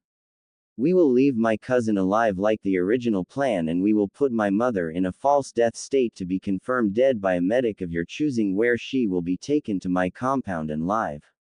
She will change her name and wear a modified henge when out and about. Then after we are done, Sasuke will arrive just in time to see me and Itachi in Anbu uniforms, tying up the root operatives, at which point we will blame Danzo. Sasuke lives and has Itachi, and my mother stays alive, and we get rid of the traitors who are planning the coup and Danzo. Everyone in the room blinked, they were all just outplanned by an 8-year-old boy. Why the hell didn't they think of that? They all nodded, and the Hokage took this moment to speak. The most promising Uchiha besides you and your brother was found dead last week, his eyes removed. They both looked shocked. Who? Shisui Uchiha. Oh damn. He had a Mangekyo as well, the only one apart from Naruto here. Itachi informed them. What did his do? I've still to learn the techniques for mine because I didn't want my eyesight getting worse. He had a special ability to place such an intricate genjutsu that even you would be hard-pressed to break it, because the person is normal, not aware they are in a genjutsu. It bends the person to the caster's will. Naruto's eyes reverted to his 3 Tomoe Sharingan. Sounds like a useful tool for politics. You have a point anyway. If you are going to be helping Itachi tonight, even though I don't want you to, but I doubt you will listen to me, and since you are a civilian I don't have control over you, and if I don't catch you in the act then I can simply ignore it. You will need Anbu gear. You will be promoted to temporary junior Anbu, meaning you don't get an Anbu tattoo but you get uniform and tools, etc. Sweet. What code name do you want? Ghost. Everyone raised an eyebrow at that. Why? Well, when I don't want to be found you won't find me, it's simple. Also I will take the standard Anbu Tanto because my chakra sabers are too recognizable even if I haven't started learning yet. The Hokage activated a seal on his desk and a secret door opened. Inside were masks of previous and yet to be used Anbu masks. Pick on. Walking through the hall he was finding some nice masks, but none felt right until he found a dusty one right at the end. It looked like no one touched it in years. He understood as soon as he saw it. A pure black mask with reed markings on each cheek and above the eyes, proving to be a fox mask. He smiled. No one picked this mask and the mask picked him. Picking it up, he walked over to the Hokage, who looked at it and nodded in his choice. After all, it was understandable. The Hokage gave him his uniform and it was way too big, but he put it on anyway and it seemed to suck some of his chakra and resize. He looked at Itachi and the Hokage and they both answered the unasked question, one size fits all. How do I look? He asked with his uniform and mask on. Itachi was the first to reply, like a soldier. Good. When is the coup taking place? Tomorrow night at 2 in the morning. How are we going to get Sasuke out of there for this to happen? The Hokage raised his hand like he was back at the academy. I will assign him a trainer for the night and tell him even the best ninja train at night and that it is what you do, Itachi, and he will do it. I will make sure he ends the session at 5 to 2 in the morning, so make sure to have it all done by then. Hi Hokage-sama. Both replied in unison and shunshin to Naruto's compound. As soon as they got there, Naruto found himself embraced in a hug by his older brother. He noticed his mask was off and he was crying. I'm so proud of you, Ototo. I would have happily taken the blame if it meant keeping you and your cousin safe. Itachi ni. Sometimes taking the blame isn't enough. Sometimes you must have someone to look out for you or you fall into despair. I almost did 3 years ago, but you and Ka-san came into my life, then Kurenai and Yugao, not to mention Genma and Kakashi. All of you saved me. If you did this, then who would save Sasuke? Who would be his light? His eyes widened. He hadn't thought about that. He was trained as a weapon to think in the now and not the future. How could he not think about Sasuke and Naruto? He thanked the gods that he decided to tell Naruto today. Go get Ka-san and bring her here. We need to explain things. He nodded and disappeared to bring his mother here. Naruto sighed. Tomorrow was going to be a long day and probably was going to be the start of a long ninja career. He was only 8, but he would take this burden on his shoulders to lighten the load of his brothers. Hikari was no longer a burden but a friend. Hikari, are you awake? Did you hear all of that? Yes, and I must admit I'm quite proud of you. Thank you. What do you think about all of this? The Uchiha clan was doomed to fail as soon as I gave them their eyes. It's just luck that it happens to be when you were here so your brother and mother don't suffer. Thank you, Hikari-chan. You always make me feel better when it comes to things like this. What are friends for? Please be on standby tomorrow night in case I need rapid healing. Something might go wrong with this plan of mine. You got it. Just as she said that, Itachi arrived with their mother, who was looking rather flustered at being pulled aside rather quickly. Alright, you two, what's going on and why the hell in my baby boy in Anbu uniform? Naruto sighed and started his tale. You know of the coup that's happening tomorrow night? Well, it's not happening now. Makoto brightened up at this and asked, why? Itachi and Naruto looked at each other before sighing. They do that way too much at the moment. The honorable elders coaxed Sarutobi into exterminating the clan. You would have died even though you had nothing to do with the coup and were against it, and the only one that would be left is Itachi and Sasuke, but Itachi would be held responsible and turn nuke nin, protecting Konoha from the outside. He would be registered as an active ninja with wonder rights like the Sannin, except he would be classified at triple S ranking in secrecy. She looked shocked and looked at Itachi to see him still crying from earlier. I'm sensing a, but, here. But he told me beforehand and I might have threatened the elders and Hokage into submission with a new and better plan. You what? I threatened the elders that if they didn't do what I wanted, I would place them under a genjutsu that would make them watch themselves slaughter their family for hours on end and mentally break them, or I would go to the fire daimyo and explain what happened to the Namikaze heir. Obviously they both agreed quickly and my life will get a lot harder, but it was all worth it and I would do it again. What did you threaten the Hokage with? I told him that if he ever tries to use any of my family as a scapegoat again, then he or this village would not escape my wrath. She scowled at him and he just laughed nervously. You idiot. She went to smack his head but instead hugged him. But you're my idiot and thank you for whatever you did at the moment. You never have to thank me. So why isn't the coup happening now? I came up with a better plan. How? Danzo isn't as smart as he thinks. He thinks I don't notice those fools with blank white Anbu masks with the symbol, nay, on them following me to make sure I don't turn on this village. The fool. It took me a day to find out who and what they were just by looking in the archives. His little Anbu unit are now the scapegoats. Itachi will still exterminate the clan and I will help, hence the Anbu gear. My stealth is higher than most Anbu and with my Sharingan I can hide even better. I will be able to watch his back from attackers whilst we do what is needed to be done. Sasuke will be kept alive and so will you, and officially you will be listed upon the deceased, but you will be in a false death state and will be checked first by the medics, at which point you will be pronounced dead. You will move in here, change your name and wear a modified henge outside. Only a few will know of your existence. You will be for all terms and purposes dead, and another woman will arrive to adopt me, which will be you. Itachi will look after Sasuke and I will keep an eye on him as well. Sasuke will be training with a personal trainer from the Hokage at night with the excuse that it is what Itachi did to get stronger, since we all know he wants to beat Itachi. He will finish at 5 to 2 in the morning when me and Itachi finish with the clan. He will arrive just as we finish, tying up the ones responsible, which are the 5 root agents we have in holding. Danzo will be forced to flee or die and the Uchiha clan lives on. Makoto stood there with wide eyes at the plan. How long did it take you to come up with this? 5 minutes. Once I heard who it was that coaxed the extermination, it was Danzo, so he must have something to gain, and I'm thinking that it is all the Sharingan eyes, so me and Itachi will be sealing up their bodies as we go to prevent any of them getting into the wrong hands. It will be played off as Danzo trying to gain more power and the secret will be held with us. Danzo won't talk because although he wants to be Hokage, he still loves this village even if he doesn't show it.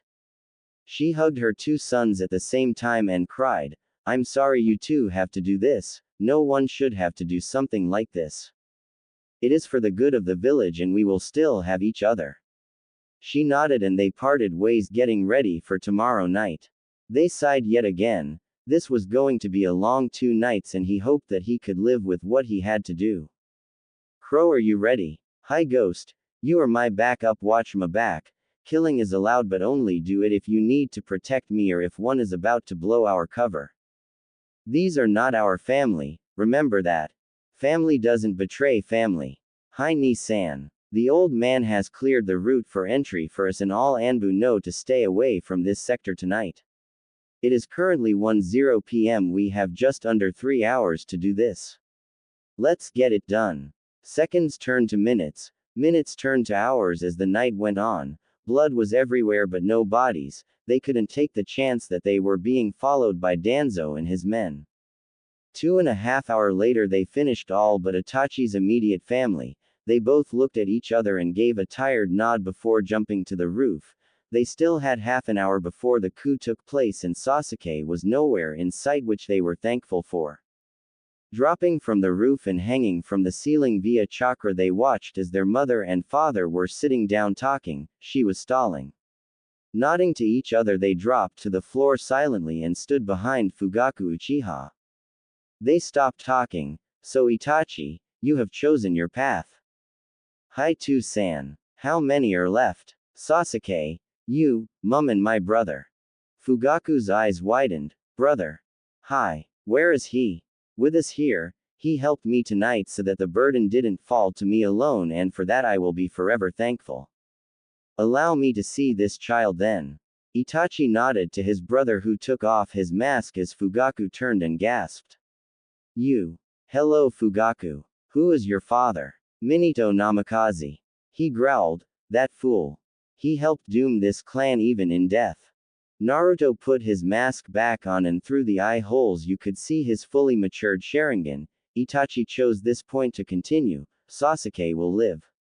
You chose your path. Don't waver now son, but know 2 things. 1. I am proud of you even though I never acted it. 2. Sasuke will fall to his hatred for revenge and eventually kill you both. Then so be it. We will be waiting." With that he stabbed his father through the heart and cried before a burning pain at the back of his eyes appeared. He wanted to scream but couldn't because his brother had his hand over his mouth. Their mother looked on in shock. Itachi's eyes changed from a 3-tomoed Sharingan to a 3-starred pinwheel Mangekyo Sharingan design. Itachi calmed down after a moment and his brother hugged him. Welcome to the club. He nodded, understanding what happened. They turned to their mother. I'm going to hit you in your neck. When you wake up you will be in my house and I will probably be asleep, okay? She nodded. Ka-san, I'm sorry what has happened tonight and I love you. I love you too as well. She felt a sharp pain in her neck and noticed a small senbon piercing it before she blacked out. Leave her here but remove the senbon and place some blood on her chest so it looks like we stabbed her through her heart as well so the doctors won't check the wound. Naruto nodded and did as told. I'm sorry I let you activate your Mangekyo. I knew it would happen but I honestly felt that it was you who had to be the one to do what was needed for your father. I will always be here for you, my brother. He nodded, satisfied with the answer. Shall we meet our cousin outside in about 2 minutes? Yes, we need to set up the stage still, right? Don't forget to turn off your Sharingan so he doesn't know another Uchiha lives. Naruto nodded and started to leave before turning to look one last time at his mother. A tear fell down his face. It suddenly hit him how much he killed tonight, how many family members lost someone before they met their demise and why it had to be done. Itachi noticed and hugged him. Don't crack yet, Ototo. We have one more, then we can cry all we need. Naruto nodded. Walking outside and unsealing several root nin from prisoner transport scrolls already tied, gagged and knocked out, they bother stretched and sighed. Tonight was beginning to go on and they were both starting to feel the fatigue of events both physically and mentally. Naruto nodded to Itachi and Itachi clicked once on the radio to give the signal to the Hokage and his Anbu guards. Just as he had done that, Sasuke came running round the corner panting. Itachi looked to Naruto and Naruto nodded towards his brother. He removed his mask. Sasuke gasped at seeing his brother behind the mask who was still crying. What have you done, Itachi? Saved your life. What? Our clan has been massacred. Me and this Anbu beside me were patrolling when they were finishing and we subdued them. They would have come for you if we hadn't stopped them. What about Ka-san? Tu-san? Dead. Everyone is dead. This was killing both Itachi and Sasuke. Itachi had to do his best not to act guilty and keep his emotions in check, and Sasuke just learned that his family has been torn apart, that he is one of the last Uchiha. Before either could comment, Itachi put his mask back on and stood at attention, the same as Naruto. The Hokage had arrived with his 3 guards, Kakashi, Genma and Yugao. They all knew who were behind the masks and were shocked at the scene they fell into. Kakashi had trouble believing his best friend's clan had been exterminated even though he knew it was true, and Genma and Yugao both had trouble believing that Naruto had done this with Itachi. None would voice the concerns.